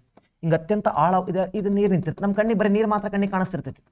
ಹಿಂಗೆ ಆಳವ ತಗ್ಗೈತಲ್ವ, ಇದನ್ನ ಟ್ರಂಚ್ ಅಂತ ಕರಿತಾ ಹೋಗ್ತೀವಿ. ಟ್ರಂಚ್ ಅಂತ ಕರಿತಾ. ಹಾಗಾದ್ರೆ ಜಗತ್ತಿನ ಅತ್ಯಂತ ಆಳವಾದ ಟ್ರಂಚಸ್ಗಳು ಎಲ್ಲಿದಾವ ಸರ್? ಹಂಗದ್ರ ಜಗತ್ತಿನ ಆಳವಾದ ಟ್ರಂಚಸ್ಗಳು ಎಲ್ಲಿದಾವ ಅಂದ್ರೆ ಆಳವಾದ ಸಾಗರ ಯಾವುದು? ಪೆಸಿಫಿಕ್ ಸಾಗರ. ಹಂಗಾಗಿ ಅಲ್ಲೇ ಇರ್ತಾವ. ಹಾಗಾದ್ರೆ ಜಗತ್ತಿನ ಅತಿ ಆಳವಾದ ಟ್ರಂಚಸ್ಗಳು ಯಾವಿದಾವ ಸ್ವಲ್ಪ ಗಮನಿಸ್ತಾ ಬರೋಣ. ನಾನು ಸಾಗರಗಳ ಬಗ್ಗೆ ಡೀಟೇಲ್ ಮಾತಾಡ್ತೀನಿ, ಒಂದೊಂದು ಸಾಗರವನ್ನ ಮಾತಾಡ್ತೀನಿ. ಅದಕ್ಕಿಂತ ಮೊದಲು ಸ್ವಲ್ಪ ಪರಿಚಯ ಮಾಡುವ. ಎಲ್ಲಾ ಸಾಗರಗಳಿಗೆ ಸಂಬಂಧಪಟ್ಟಂತ ವಿಚಾರಗಳನ್ನು ಫಸ್ಟ್ ಅರ್ಥ ಮಾಡ್ಕೊಳ್ಳುವ, ಆಮೇಲೆ ಇಂಡಿವಿಜುವಲ್ ಆಗಿ ಒಂದೊಂದೇ ಸಾಗರಗಳನ್ನು ಅಧ್ಯಯನ ಮಾಡ್ಕೊಳ್ಳೋದಂತ. S, okay. ಹಾಗಾದ್ರೆ ಜಗತ್ತಿನ ಪ್ರಮುಖ ಟ್ರಂಚಸ್ಗಳು, ಜಗತ್ತಿನ ಪ್ರಮುಖ ಟ್ರಂಚಸ್ಗಳು, ಪ್ರಮುಖ ಪ್ರಮುಖ ಪ್ರಮುಖ ಪ್ರಮುಖ ನಿಮಗೆ ಕನ್ನಡದಾಗ ಬೇಕು ಅಂದ್ರೆ ಸಾಗರ ತಗ್ಗುಗಳು, ಸಾಗರ ತಗ್ಗು, ಅಥವಾ ಇನ್ನೊಂದು ಪದ ಬೇಕಂದ್ರೆ ಪ್ರಪಾತಗಳು, ಪ್ರಪಾತ ಪ್ರಪಾತ. ಬಟ್ ನಿಮ್ಮ ಎಕ್ಸಾಮ್ಸ್ ಅಲ್ಲಿ ಟ್ರಂಚ್ ಅಂತ ಕೊಡ್ತಾನೆ, ಟ್ರಂಚ್ಗಳು ಅಂತೇಳಿ. ಜಗತ್ತಿನ ಪ್ರಮುಖ ಟ್ರಂಚಸ್ಗಳು. ಹಾಗಾದ್ರೆ ಸ್ವಲ್ಪ ಗಮನಿಸ್ತಾ ಬರೋಣ. ಫಸ್ಟ್ ನಮ್ಮ ಟಾಪಿಕ್ ಎಲ್ಲ ನಾವು ಹೆಂಗ್ ಪಾಠ ಮಾಡ್ತೀವಿ ಅಂತ ನಿಮ್ಗೆ ಗೊತ್ತಾಗಿದೆ. ಫಸ್ಟ್ ವಿ ಕಮ್ ಟು ಏನಾಗಾದ್ರೆ ಮ್ಯಾಪಿಗೆ ಬಂದ್ಬಿಡೋಣ. ಜಗತ್ತಿನ ಅತ್ಯಂತ ಆಳವಾದ ತಗ್ಗು ಎಲ್ಲಿದ ನೋಡ್ರಿ, ಜಗತ್ತಿನ ಅತ್ಯಂತ ಎತ್ತರವಾದ ಬಿಂದು ಎಲ್ಲಿದೆ ಅಂತಂದ್ರೆ ನೀವು ಆರಾಮಾಗಿ ಹೇಳ್ಬಿಡ್ತಾರೆ, ಏನಂತಾಗ ಮೌಂಟ್ ಎವರೆಸ್ಟ್ ಅಂತೇಳಿ. ಜಗತ್ತಿನ ಅತ್ಯಂತ ಎತ್ತರವಾದ ಬಿಂದು, ನೀವು ಕರ್ನಾಟಕ ಜಿಯೋಗ್ರಫಿ ಕ್ಲಾಸಸ್ ಕೇಳಿರ್ತೀರ. ಕರ್ನಾಟಕದ ಎತ್ತರವಾದ ಬಿಂದು ಮುಳ್ಳಯ್ಯನಗಿರಿ, ಕರ್ನಾಟಕದ ತಗ್ಗಾದ ಪ್ರದೇಶ ಭೀಮೇಶ್ವರ ಕಣಿವೆ. ಹಾಗಾದ್ರೆ ಜಗತ್ತಿನ ತಗ್ಗಾದ ಪ್ರದೇಶ ಯಾವುದು? ಭೂಮಿಯ ಭಾಗವನ್ನ ಕೌಂಟ್ ಮಾಡ್ಕೊಂಡಾಗ ಭೂಭಾಗದಲ್ಲಿ ತಗ್ಗಾದ ಪ್ರದೇಶ ಯಾವ್ದಂದ್ರೆ ಡೆಡ್ ಸಿ. ಇಲ್ಲಿ ಬರ್ತಾ ಇಟ್ಕೊಂಡ್ರೆ ಡೆಡ್ ಸಿ ಅಂತೇಳಿ, ಮೃತ್ಯು ಸಮುದ್ರ. ಬಟ್ ಇಡೀ ಭೂಮಂಡಲವನ್ನ ಕೌಂಟ್ ಮಾಡ್ಕೊಂಡ್ರೆ, ಭೂಭಾಗವನ್ನ ಕೌಂಟ್ ಮಾಡ್ಕೊಂಡ್ರೆ ತಗ್ಗಾದ ಪ್ರದೇಶ ಡೆಡ್ ಸಿ. ಹಾಗಾದ್ರೆ ಇಡೀ ಸಾಗರದ ಎಲ್ಲಾ ಪ್ರದೇಶಗಳನ್ನು, ಸಾಗರ ಭೂಮಿ ಎಲ್ಲ ಕೌಂಟ್ ಮಾಡ್ಕೊಂಡ್ರೆ ಅತ್ಯಂತ ತಗ್ಗಾದ ಪ್ರದೇಶ, ಅತ್ಯಂತ ಆಳವಾದ ಪ್ರಪಾತ ಎಲ್ಲಿದೆ ಸರ್ ಅದಂದ್ರ ಇಲ್ಲಿದ. ಇಲ್ಲಿದ ಯಾವುದು ಸರ್ ಅದು? ಎಸ್, ಯಾವುದು ಅಲ್ಲಿರೋದು? ಅಲ್ಲಿರೋ ಪ್ಲೇಸ್ ಯಾವುದಂದ್ರೆ ಮರೀನಾ ಟ್ರಂಚ್ ಅಂತೇಳಿ, ಅಥವಾ ಮರಿಯಾನಾ ಟ್ರಂಚ್ ಅಂತೇಳಿ. ಅದನ್ನ ಚಾಲೆಂಜರ್ ತಗ್ಗು ಅಂತ ಕರಿತಾ ಹೋಗ್ತೀವಿ. ಚಾಲೆಂಜರ್ ತಗ್ಗು, ಮರೀನಾ ಟ್ರಂಚ್ ಬಗ್ಗೆ ಮಾತಾಡ್ತಾ ಇದ್ದೀನಿ ನಾನು. ಎಸ್, ಚಾಲೆಂಜರ್ ಟ್ರಂಚ್ ಎರಡು ಒಂದೇ, ಮರೀನಾ ಟ್ರಂಚ್ ಅಂದ್ರೆ ಒಂದೇ, ಚಾಲೆಂಜರ್ ಟ್ರಂಚ್ ಅಂದ್ರೆ ಒಂದೇ. ಚಾಲೆಂಜರ್ ರೇಂಜ್ ಅಂದ್ರೆ ಬೇರೆ. ಇಲ್ಲಿದಾವ ಚಾಲೆಂಜರ್ ರೇಂಜು, ನಾನು ಅಟ್ಲಾಂಟಿಕ್ ಸಾಗರ ಇಂಡಿವಿಜುವಲ್ ಹೇಳ್ಬೇಕಾದ್ರೆ ಹೇಳ್ತಾ ಹೋಗ್ತೀನಿ ಅಂತ. ಚಾಲೆಂಜರ್ ರೇಂಜ್ ಇಲ್ಲಿದಾವ, ಚಾಲೆಂಜರ್ ಟ್ರಂಚ್ ಅಲ್ಲಿದ. ಚಾಲೆಂಜರ್ ಟ್ರಂಚ್, ಚಾಲೆಂಜರ್ ರೇಂಜ್ ಅಂದ್ರೆ ಪರ್ವತ ಸರಣಿ ಅಂತ ಅರ್ಥ. ಸಮುದ್ರದ ಕೆಳಗಡೆ ಇರುವ ಪರ್ವತ ಸರಣಿ, ಅದು ಅಟ್ಲಾಂಟಿಕ್ ಸಾಗರದಲ್ಲಿ ಐತಿ, ಚಾಲೆಂಜರ್ ರೇಂಜ್ ಅಂತೇಳಿ. ಇದು ಚಾಲೆಂಜರ್ ಟ್ರಂಚ್ ಅಥವಾ ಮರೀನಾ ಟ್ರಂಚ್ ಅಂತ ಕರಿತಾ ಹೋಗ್ತೀವಿ. ಮರೀನಾ ಟ್ರಂಚ್ ಅಥವಾ Challenger trench. Challenger trench Philippines ಹತ್ತತ್ರ ಕಂಡು ಬರ್ತೈತಿ. ಚಾಲೆಂಜರ್ ಟ್ರಂಚ್ ಅಂತೇಳಿ, Challenger trench. Yes, Challenger trench. ಆದ್ರೆ ಇದು ಜಗತ್ತಿನ ಅತ್ಯಂತ ಅತ್ಯಂತ ಆಳವಾದಂಥ trench. The most deepest point in on land ಅಂತ ಬಂದಾಗ, ಸಾರಿ ಆನ್ ದ ಅರ್ತ್ ಅಂತ ಬಂದಾಗ, ಲ್ಯಾಂಡ್ ಅಲ್ಲ, ಲ್ಯಾಂಡ್ ಅಂತ ಬಂದ್ರೆ ಇದು ಬರೆದು ಬಿಡ್ತೈತೆ. ಅದು ಲ್ಯಾಂಡ್ ಅಂದ್ರೆ ಭೂಭಾಗ ಅಷ್ಟೇ. ಭೂಭಾಗದಲ್ಲಿ ತಗ್ಗಾಗಿರೋದು ಯಾವುದಂದ್ರೆ ಡೆಡ್ ಸಿ, ಮೃತ್ಯು ಸಮುದ್ರ. ಒಟ್ಟಾರೆಯಾಗಿ ಅತ್ಯಂತ ತಗ್ಗಾದ ಪ್ರದೇಶ ಯಾವುದು ಸರ್ ಅಂತಂದ್ರೆ that is none other than Challenger trench. ಹಾಗಾದ್ರೆ ಎರಡನೇದು ಬರೋಣ. Which is the second largest, largest ಅಲ್ಲ, second deepest trench in the world ಯಾವುದು ಸರ್ ಅಂದ್ರೆ that is the Tonga trench. So where is the locate Tonga trench? Tonga trench ಎಲ್ಲಿದ? So Tonga trench ಎಲ್ಲಿದೆ sir ಅಂತಂದ್ರೆ Tonga trench ಇಲ್ಲಿದ. ಯಾವ ದೇಶ ಅಂತ ಕೇಳಂಗಿಲ್ಲ ನೀವು ಇವಾಗ. ಯಾಕೆ ಹೇಳ್ರಿ, ನಾನು ಪಾಠ ಮಾಡಕತ್ತಿರೋದು ದೇಶ ಅಲ್ಲ, ನಾನು ಪಾಠ ಮಾಡಕತ್ತಿರೋದು ಜಲಭಾಗ. ಟೊಂಗಾ ಟ್ರಂಚ್ ಇಲ್ಲಿದೆ ಕಣ್ರಿ, ಟೊಂಗಾ ಟ್ರಂಚ್. ಎಸ್, ಎಕ್ಸಾಕ್ಟ್ ಆಗಿ ಹೇಳ್ರಿ ಸರ್ ಅನ್ನೋದಾದ್ರೆ ಪೆಸಿಫಿಕ್ ಸಾಗರದ ಆಗ್ನೇಯ ಭಾಗ ಅಂತ ಹೇಳ್ಬೋದು. ಇದು ಪೂರ್ವ ಭಾಗ ಅಲ್ವೇ? ಈ ಪೂರ್ವದಲ್ಲಿ ಸ್ವಲ್ಪ ಕೆಳಗಡೆ ಐತೆ ನೋಡ್ರಿ. ಹಂಗಾಗಿ ನಾವು ಆಗ್ನೇಯ, ಸೌತ್ ಈಸ್ಟ್ ಪೆಸಿಫಿಕ್ ಅಂತ ಕರಿಬೋದು, ಸೌತ್ ಈಸ್ಟ್ ಪೆಸಿಫಿಕ್. ಹಾಗಾದ್ರೆ ನೋಡ್ರಿ, ಈಗ ಒಂದು ಪ್ರಶ್ನೆ ಕೇಳೋಣ, ಜಗತ್ತಿನ ಅತ್ಯಂತ ಆಳವಾದ ಟ್ರಂಚ್ ಯಾವುದು? Challenger trench. ಎರಡನೇ ಆಳವಾದ ಟ್ರಂಚ್ ಯಾವುದು? ಹಾಗಾದ್ರೆ ಟೊಂಗಾ ಟ್ರಂಚು. ಈಗ ಬರೋಣ, ಹಂಗಾದ್ರೆ ಜಗತ್ತಿನಲ್ಲಿ ಅತ್ಯಂತ ಆಳವಾದ ದಕ್ಷಿಣ ಗೋಳದ ಟ್ರಂಚ್ ಯಾವುದು ಅಂತಂದ್ರೆ that is the Tonga trench. Yes, ಅವಾಗ ನೀವು ಚಾಲೆಂಜರ್ ಹಾಕಂಗಿಲ್ಲ, ಯಾಕಂದ್ರೆ ಚಾಲೆಂಜರ್ ಉತ್ತರ ಗೋಳದಲ್ಲಿ ಐತಿ.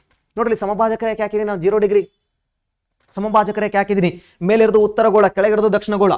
ಹಾಗಾದ್ರೆ ಜಗತ್ತಿನಲ್ಲಿ ಕಂಡು ಬರ್ತಕ್ಕಂಥ ಅತ್ಯಂತ ಆಳವಾದ ದಕ್ಷಿಣಗೋಳದ ಟ್ರಂಚ್ ಯಾವುದು? ದಕ್ಷಿಣಗೋಳದ ತಗ್ಗು ಯಾವುದು ಅಂದ್ರೆ that is the Tonga trench.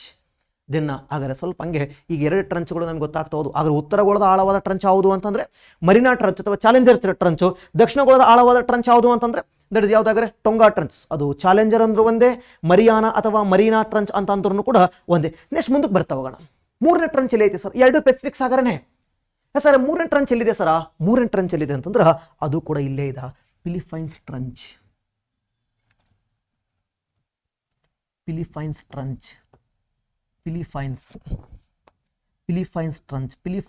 ಹಾಗಾದ್ರೆ ಜಗತ್ತಿನ ಅತ್ಯಂತ ಆಳವಾದ ಮತ್ತೊಂದು ಟ್ರಂಚ್ ಯಾವುದು ಸರ ಅಂತಂದ್ರೆ ದಟ್ ಇಸ್ 3ನೇ ಆಳವಾದ ಟ್ರಂಚು, ಫಿಲಿಪೈನ್ಸ್ ಟ್ರಂಚ್. ಎಲ್ಲಿ ಫಿಲಿಪೈನ್ಸ್ ಅನ್ನೋದು ಅದೊಂದು ಸಮುದ್ರ ಐತ್ಕೊಂಡ್ರೆ ಫಿಲಿಪೈನ್ಸ್ ಅಂತ ಹೇಳಿ. ಫಿಲಿಪೈನ್ಸ್ ಅಂತ ಒಂದು ದೇಶನೂ ಇದೆ, ಫಿಲಿಪೈನ್ಸ್ ಅಂತ ಒಂದು ಸಮುದ್ರ ಇದೆ. ಆ ಸಮುದ್ರದಲ್ಲಿ ಕಂಡು ಬರ್ತಕ್ಕಂಥದ್ದು ಫಿಲಿಪೈನ್ಸ್ ಟ್ರಂಚ್ ಅಂತೇಳಿ. ನೆಕ್ಸ್ಟ್ ಮುಂದಕ್ಕೆ ಬರ್ತಾ ಹೋಗ್ತೀನಿ. ಹಾಗಾದ್ರೆ 4ನೇ ಅತ್ಯಂತ ಆಳವಾದ ಟ್ರಂಚ್ ಎಲ್ಲಿದೆ ಸರ್ ಅಂದ್ರೆ ಲಿಸನ್, ಇಲ್ಲಿ ನೋಡ್ರಿ, ಈ ಕಡೆ ನೀರಿಂಗ್ ಒಳಗಡೆ ಚಾಚ್ಕೊಂಡೈತಲ್ವಾ, ರಷ್ಯಾದ ಒಳಗಡೆ ಚಾಚ್ಕೊಂಡೈತೆ ನೋಡ್ರಿ. ಅದಕ್ಕೆ ನಾನು ಅವಾಗಲೇ ಮ್ಯಾಪ್ ಬಿಡಿಸ್ತಾ ಇರ್ಬೇಕಾದ್ರೆ ನೋಡಿ ಅಂತ ಹೇಳಿದ್ದು. ಎಸ್, ಸುಮ್ಮನೆ ಹಿಂಗೆ ಗಿಚ್ಚಗಿಲಿ ಮಾಡಿಲ್ಲ ಕಣ್ರಿ. ಎಸ್, ನೀರಿಂಗ್ ಒಳಗೆ ಹೋಗೈತಲ್ವಾ, ಈ ಭಾಗವನ್ನ ಒಕಟಾಸ್ಕ್ ಸಮುದ್ರ ಅಂತ ಕರಿತಾ ಹೋಗ್ತಾರೆ. ಈ ಭಾಗವನ್ನು ಒಕಟಾಸ್ ಸಮುದ್ರ ಅಂತ ಕರೀತಾರ. ಈ ಭಾಗವನ್ನ ಈ ಭಾಗವನ್ನ ಏನಂತ ಕರಿತಾ ಹೋಗ್ತೀವಿ ಅಂದ್ರೆ ಬೇರಿಂಗ್ ಸಮುದ್ರ ಅಂತ ಕರಿತಾ ಹೋಗ್ತೀವಿ. ಆ ಕಡೆ ಬೇರಿಂಗ್ ಸಮುದ್ರ, ಈ ಕಡೆ ಒಕಟಾಕ್ ಸಮುದ್ರ, ಮೇಲೆಯಿಂದ ಕೊಂಬಿನ ತರ ಚಾಚ್ಕೊಂಡೈತೆ ನೋಡ್ರಿ, ಅದಕ್ಕೆ ಕಾಮ್ಚಟ್ಕಾ ಪ್ರಸ್ಥಭೂಮಿ ಅಂತ ಕರಿತಾ ಹೋಗ್ತೀವಿ. ಇದನ್ನೇ ಪ್ರಶ್ನೆ ಕೇಳಿದನ, ಕಾಮ್ಚಟ್ಕಾ ಪ್ರಸ್ಥಭೂಮಿ ಯಾವ ಸಾಗರಲ್ಲಿ ಚಾಚ್ಕೊಂಡೈತಿ ಅಂತೇಳಿ. ಲಾಸ್ಟ್ ನಿಮ್ಮ PC ಎಕ್ಸಾಮ್ಸಲ್ಲಿ ಮೆಸಟಾ ಪ್ರಸ್ಥಭೂಮಿ ಕೇಳೋದಲ್ವಾ, ನಾಳೆ ಇದನ್ನು ಕೇಳ್ಬೋದು. ಕಾಮ್ಚಟ್ಕಾ ಪ್ರಸ್ಥಭೂಮಿ ಎಲ್ಲಿದ? ಕಾಮ್ಚಟ್ಕಾ ಪ್ರಸ್ಥಭೂಮಿ ಅದೇ ಕಣ್ರಿ. ಯಾವ ಎರಡು ಸಮುದ್ರಗಳ ಮಧ್ಯದಲ್ಲಿದ್ದ? ಈ ಕಡೆ ಒಕಟಾಸ್ಕ್, ಆ ಕಡೆ ಬೇರಿಂಗ್. ಈಗೇನು ತಲೆ ಕೆಡಿಸ್ಕೊಬೇಡಿ, ನಾನು ನಿಮಗೆ ಡೀಟೇಲಾಗಿ ಹೇಳ್ಕೊಡ್ತೀನಿ ಅಂತ.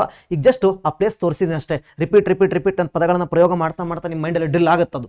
ಪದೇ ನೀವು ಕಂಟಿನ್ಯೂಸ್ ಪಾಠ ಕೇಳ್ತಾ ಹೋದಾಗ ಸೊ ಆ ಪದಗಳು ನಿಮ್ಮ ಕಿವಿಯ ಮೇಲೆ ನಿರಂತರವಾಗಿ ಬಿದ್ದು ನಾನು ಬೇಕು ಅಂತಲೇ ಪದೇ ಆ ಪದಗಳನ್ನ ಯೂಸ್ ಮಾಡ್ತಾ ಇರ್ತೀನಿ. ಸೊ ನಿಮ್ಮ ಕಿವಿ ಮೇಲೆ ಅದು ಜಾಸ್ತಿ ಟೈಮು ರಿಪೀಟ್ ಆಗ್ತಾ ಹೋದ್ರೆ ಜಾಸ್ತಿ ದಿವಸ ನೆನಪಿರ್ತೈತೆ ಅಂತೇಳಿ. ಸೊ ಇಲ್ಲಿ ಒಕಟಾಸ್ಕ್ ಅಂತಕ್ಕಂಥ ಒಂದು ಸಮುದ್ರದ ಪಕ್ಕದಲ್ಲಿ ಈ ಕಡೆ ಕಾಮ್ಚಟ್ಕಾ ಪ್ರಸ್ಥಭೂಮಿ ಐತಲ್ವ, ಇಲ್ಲಿ ಸಣ್ಣ ಪುಟ್ಟ ಕುರಿಲ್ಸ್ ಅಂತಕ್ಕಂಥ ಒಂದಿಷ್ಟು ಐಲ್ಯಾಂಡ್ಗಳಿದಾವೆ. So Kurils island, it's a dispute island between Russia and Japan. ಇಲ್ಲಿ ಒಂದು ಕುರಿಲ್ಸ್ ಕಾಮ್ಚಟ್ಕಾ ಟ್ರಂಚ್ ಅಂತ ಇದೆ ಕಣ್ರಿ. ಇಲ್ಲಿ ಕುರಿಲ್ಸ್ ಕಾಮ್ಚಟ್ಕಾ ಟ್ರಂಚ್ ಇದೆ. ಕುರಿಲ್ಸ್ ಕಾಮ್ಚಟ್ಕಾ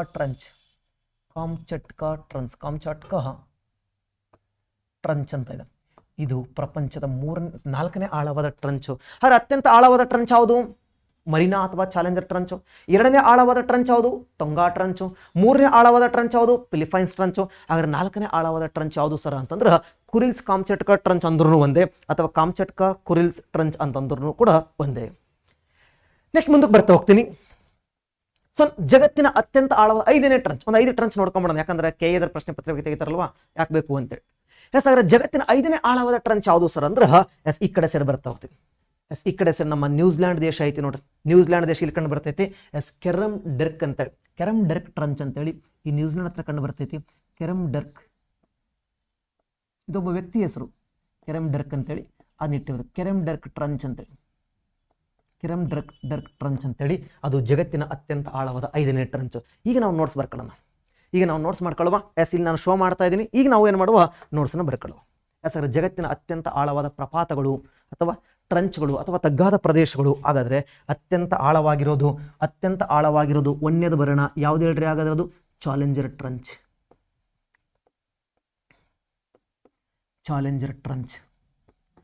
ಯಾವ ದೇಶದಾಗ ಐತೆ ಅಂತಂದ್ರೆ ಕೇಳಲ್ಲ, ಯಾಕೆ? ದೇಶದಾಗಿಲ್ಲ, ಅದು ನೀರಾಗಿರ್ತಾವ. ಫಿಲಿಪೈನ್ಸ್ನ ಸಮೀಪ ಐತೆ ಅಂತ ಗೊತ್ತಿರಲಿ ಅಷ್ಟೇ. ಫಿಲಿಪೈನ್ಸ್ನ ಸಮೀಪದಲ್ಲಿ ಕಂಡು ಬರ್ತೈತಿ. 10,994 ಮೀಟರ್ ಇದ ಪುಸ್ತಕದಲ್ಲಿ ರೌಂಡ್ ಫಿಗರ್ಗೆ 11 ಕಿಲೋಮೀಟರ್ ಅಂತ ಕೊಟ್ಟಿರ್ತಾರೆ. 11 ಕಿಲೋಮೀಟರ್ ಆಳ ಇದೆ. ನಿಮ್ಮ ಮೌಂಟ್ ಎವರೆಸ್ಟ್ ಎಷ್ಟು ಹತ್ರ ಐತಿ? 8.8 ಕಿಲೋಮೀಟರ್ ಹತ್ರ ಐತೆ ಕಣ್ರಿ. ಇದು 11 ಕಿಲೋಮೀಟರ್ ಆಳ ಇದೆ. ಮೌಂಟ್ ಎವರೆಸ್ಟ್ನ ಬುಡ ಸಮೇತ ಕಿತ್ಕೊಂಡು ಬಂದು ಇಲ್ಲಿಟ್ರ ಮೌಂಟ್ ಎವರೆಸ್ಟ್ ಮುಳುಗೆ ಹೋಗ್ತೈತಿ. ಹಾಗಾದ್ರೆ ಇದು ಎಲ್ಲೈತಿ ಸರ್ ಅಂದ್ರೆ ಉತ್ತರ ಪೆಸಿಫಿಕ್ ಸಾಗರದಲ್ಲಿ ಐತಿ. ಉತ್ತರ ಪೆಸಿಫಿಕ್ ಸಾಗರ ಇದು ಪ್ರಪಂಚದ ಅತ್ಯಂತ ಆಳವಾದ ಪ್ರಪಾತ ಅಥವಾ ಟ್ರಂಚ್ ಎಲ್ಲಿದೆ ಸರ? ಉತ್ತರ ಪೆಸಿಫಿಕ್ ಸಾಗರದಲ್ಲಿ 1ನೇ ಸ್ಥಾನ. ಅದು ಆರ್ಡರ್ ವೈಸ್ ಬರೀ ಅಂತ ಕೇಳ್ತಾನ. ಹಾಗಾದ್ರೆ ನೆಕ್ಸ್ಟ್ ಬರೋಣ. 2ನೇದು ಯಾವುದು ಸರ ಅಂದ್ರ which is the second one? ಹೇಳಿದೀನಿ ನಾನು ಆವಾಗಲೇ, ಯಾವುದಾದ್ರೆ ಟೊಂಗಾ ಟ್ರಂಚ್ ಅಂತೆ. ಟೊಂಗಾ ಟ್ರಂಚ್ ಏನಿದೆ ವಿಶೇಷತೆ? ದಕ್ಷಿಣ ಗೋಳದ ಅತ್ಯಂತ ಆಳವಾದ ಟ್ರಂಚ್ ಕಂಡ್ರಿ. ದಕ್ಷಿಣ ಗೋಳದಲ್ಲಿ ಅತ್ಯಂತ ಆಳವಾದ ಟ್ರಂಚು ವರ್ಲ್ಡ್ ಅಲ್ಲಿ 2ನೇ ಆಳವಾದ ಟ್ರಂಚ್. ನೀವು ಆ ಸೆಂಟೆನ್ಸ್ಗಳನ್ನ ಬರ್ಕೋಬೇಕು. ನಾನು ಹೇಳೋ ಸೆಂಟೆನ್ಸ್ಗಳನ್ನ ನಾನು ಹೇಳೋದು ಎಲ್ಲದನ್ನೂ ಬೋರ್ಡ್ ಮೇಲೆ ಬರೆಯೋಕ್ಕಾಗಲ್ಲ. ನನ್ನ ಉದ್ದೇಶ ಹೆಂಗಾದ್ರೂ ಮಾಡಿ ನಿಮ್ಮ ಮೈಂಡಲ್ಲಿ ಕೂರಿಸ್ಬೇಕು ಅಂತ ಇರ್ತೈತಿ. ಹಿಂಗಾಗಿನೇ ಸಾಧ್ಯವಾದಷ್ಟು ನಿಮಗೆ ಪುಸ್ತಕದಲ್ಲಿ ಕೂಡ ಸಿಗೋದು ಭಾಳ ಕಷ್ಟ. ಇದು ಪುಸ್ತಕದಲ್ಲಿ ಕೂಡ ಸಿಗೋದು, ಯಾಕಂದ್ರೆ ವರ್ಲ್ಡ್ ಜಿಯೋಗ್ರಫಿಗೆ ನಿರ್ದಿಷ್ಟವಾದ ಪ್ಯಾಟರ್ನ್ ಇರಲ್ಲ.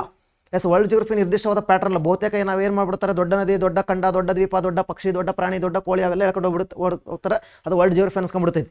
ಆಕ್ಚುಲಿ ಅದು ವರ್ಲ್ಡ್ ಜಿಯೋಗ್ರಫಿ ಅಲ್ಲ, ಅದು ವರ್ಲ್ಡ್ GK ಅದು. ಹಾಗಾದ್ರೆ ಇಲ್ಲಿ ವರ್ಲ್ಡ್ ಜಿಯೋಗ್ರಫಿ ಅಂದ್ರೆ ನಾವು ಸಬ್ಜೆಕ್ಟ್ ವೈಸ್ ಮಾಡ್ಕೊಂಡು ಹೋಗುವ.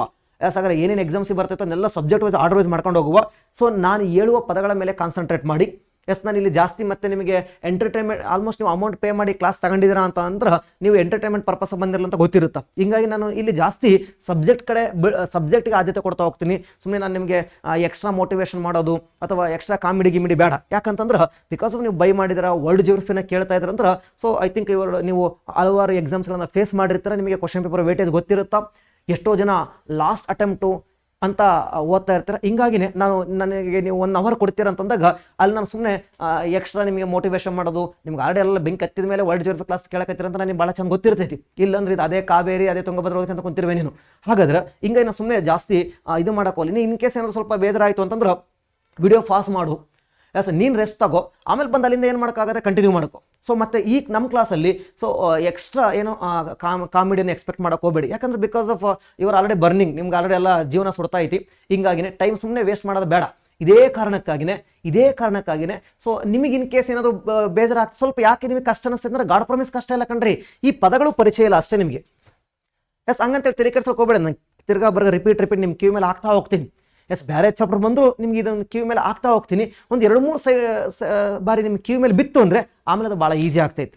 ಹಿಂಗಾಗಿನೇ ಸೊ ಸ್ವಲ್ಪ ಆರಂಭದಲ್ಲಿ ಕಷ್ಟ ಅನ್ನಿಸ್ಬೋದು, ಆದ್ರೆ ಕಷ್ಟ ಅನಿಸಿದ್ರೆ ಆಮೇಲೆ ಎಕ್ಸಾಮ್ಸಲ್ಲಿ ವರ್ಲ್ಡ್ ಜಿಯೋಗ್ರಫಿಲಿ 4 ಕ್ವಶನ್ ಬಂದು ಅದರಲ್ಲಿ 3 ಅಟೆಂಡ್ ಮಾಡಿಬಿಟ್ರೆ ನಿನ್ನ ಹೆಸರು ಎಷ್ಟೋ ಮ್ಯಾಕ್ ಹೋಗಿರ್ತೈತೆ.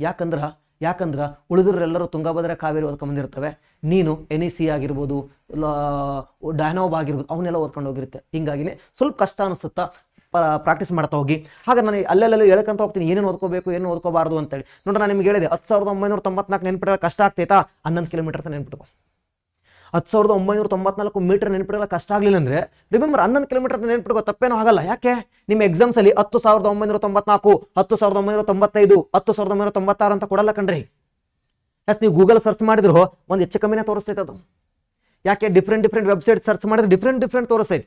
ಹಂಗೆ ತಲೆ ಕೆಡಿಸೋಕೆ ಹೋಗಬೇಡಿ, 11 ಕಿಲೋಮೀಟರ್ ನೆನ್ಪಿಟ್ರೆ ಸಾಕು. ಬಟ್ ನಾನು ಪಾಠ ಮಾಡ್ಬೇಕಾದ್ರೆ ಸಾಧ್ಯವಾದಷ್ಟು ನಿಖರವಾಗಿ ಹೇಳಕ್ಕೆ ಟ್ರೈ ಮಾಡ್ತೀನಿ. 10,885 ಮೀಟರು. ನಾನು ಯಾಕೆ ರೌಂಡ್ ಫಿಗರ್ ಮಾಡಲಿಲ್ಲ ಗೊತ್ತಾ? ರೌಂಡ್ ಫಿಗರ್ ಮಾಡಿದ್ರೆ ಇವೆರಡು 11 ಕಿಲೋಮೀಟರ್ನ ಮಾಡಬೇಕಾಗಿತ್ತು, ಹಿಂಗಾಗಿ ಮಾಡಲಿಲ್ಲ. ಎಲ್ಲಿದೆ ಸರ್ ಅಂದ್ರೆ ಇದು ದಕ್ಷಿಣ ಪೆಸಿಫಿಕ್ ಸಾಗರದಲ್ಲಿದೆ. ದಕ್ಷಿಣ ಪೆಸಿಫಿಕ್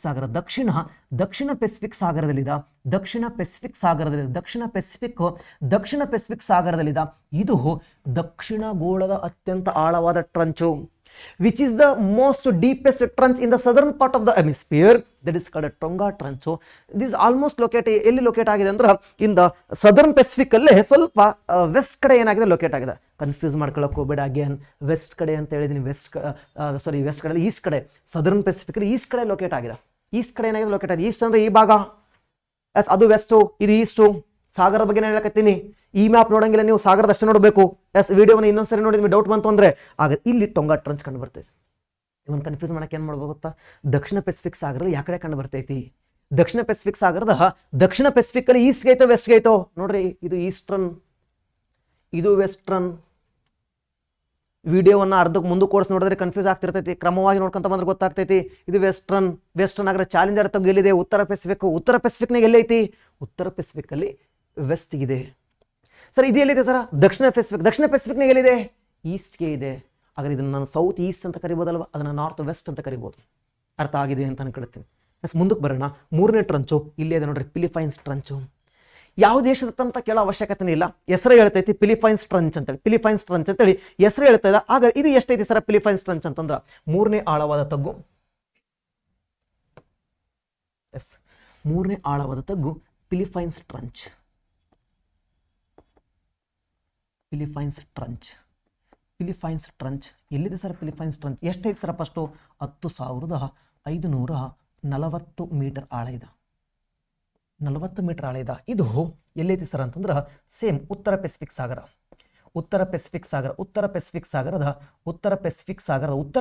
ಸಾಗರದಲ್ಲಿ ಎಲ್ಲೈತಿ ಸರ್ ಅಂತಂದ್ರೆ ಉತ್ತರ ಪೆಸಿಫಿಕ್ ಸಾಗರದ ವೆಸ್ಟ್ ಸೈಡ್ ಇದೆ. ಫಿಲಿಪೈನ್ಸ್ ಕಂಡ್ರೆ ಚೀನಾದ ಕೆಳಗಡೆ ಕಂಡು ಬರ್ತೈತಿ. ಹಾಗಾದ್ರೆ this the third deepest trench. ಹಾಗಾದ್ರೆ 4th ಡೀಪೆಸ್ಟ್ ಯಾವುದು ಸರ? 4th ಡೀಪೆಸ್ಟ್ ಕುರಿಲ್ಸ್ ಕಾಮ್ಚಟ್ಕಾ ಅಂದ್ರೂ ಒಂದೇ, ಕಾಮ್ಚಟ್ಕಾ ಕುರಿಲ್ಸ್ ಅಂದ್ರೂ ಒಂದೇ. ಅದೇ ಪ್ರದೇಶ ಅಂಡಮಾನ್ ನಿಕೋಬಾರ್ನ ಭೌಗೋಳಿಕ ಪ್ರದೇಶ ಎಲ್ಲಿದೆ ಅಂತಂದಾಗ ನಾವು ಅಂಡಮಾನ್ ನಿಕೋಬಾರ್ ಅಂದ್ರೂ ಒಂದೇ, ನಿಕೋಬಾರ್ ಅಂಡಮಾನ್ ಅಂದ್ರೂ ಒಂದೇ ಕಣ್ರಿ. ಮೈಸೂರು ಬೆಂಗಳೂರು ರೋಡ್ ಅಂದ್ರೂ ಒಂದೇ, ಬೆಂಗಳೂರು ಮೈಸೂರು ರೋಡ್ ಅಂದ್ರೂ ಒಂದೇ. ಹಾಗಾದ್ರೆ ಕುರಿಲ್ ಕಾಮ್ಚಟ್ಕಾ ಟ್ರಂಚು. 4ನೇದು ಕುರಿಲ್ಸ್ ಕಾಮ್ಚಟ್ಕಾ ಟ್ರಂಚ್ ಎಲ್ಲಿದೆ ಸರ್? ಈ ಕುರಿಲ್ಸ್ ಕಾಮ್ಚಟ್ಕಾ ಟ್ರಂಚ್ ಅಂತ ಎಷ್ಟೈತೆ ಸರ್? ಅದು 10,500 ಮೀಟರ್ ಆಳ ಇದೆ. 10,500 ಮೀಟರ್ ಆಳ ಇದೆ. ಎಲ್ಲಿದೆ ಸರ್ ಇದೊಂದು ಅಂದ್ರೆ ಸೇಮ್ ಆಸ್ ಇಟ್ ಈಸ್ ಉತ್ತರ ಪೆಸಿಫಿಕ್ ಸಾಗರ. ಉತ್ತರ ಪೆಸಿಫಿಕ್ ಸಾಗರದಾಗ ಎಲ್ಲೈತಿ ಸರ? ಮ್ಯಾಪ್ ನೋಡ್ರಿ ಗೊತ್ತಾಗ್ತೈತಿ. ಉತ್ತರ ಪೆಸಿಫಿಕ್ ಸಾಗರ ಎಲ್ಲೈತಿ? ವೆಸ್ಟ್ ಸೈಡ್ ಇದೆ. ಉತ್ತರ ಪೆಸಿಫಿಕ್ ಸಾಗರದ ಎಲ್ಲೈತಿ ಸರ್ ಅಂತಂದ್ರೆ ವೆಸ್ಟ್ ಸೈಡಲ್ಲಿ ಇದೆ. ಇಲ್ಲಿದೆ ವೆಸ್ಟ್ ಸೈಡ್. ಇದು ನೋಡ್ಬೇಡ್ರಿ, ಸಾಗರದಲ್ಲಿ ವೆಸ್ಟ್ ಸೈಡ್ ಇದೆ. ನೆಕ್ಸ್ಟ್ ಮುಂದಕ್ಕೆ ಬರ್ತಾ ಹೋಗ್ತೀನಿ. ಲಾಸ್ಟ್ ಒನ್ನು ಯಾವುದು ಸರ್ ಅಂದ್ರೆ ಕೆರೆಮ್ ಡೆರ್ಕ್ ಟ್ರಂಚ್ ಅಂತೇಳಿ. ಕೆರೆಮ್ ಡೆರ್ಕ್ ಟ್ರಂಚ್ ನ್ಯೂಜಿಲೆಂಡ್ ಹತ್ರ ಕಂಡು ಬರ್ತೈತಿ. 5ನೇದು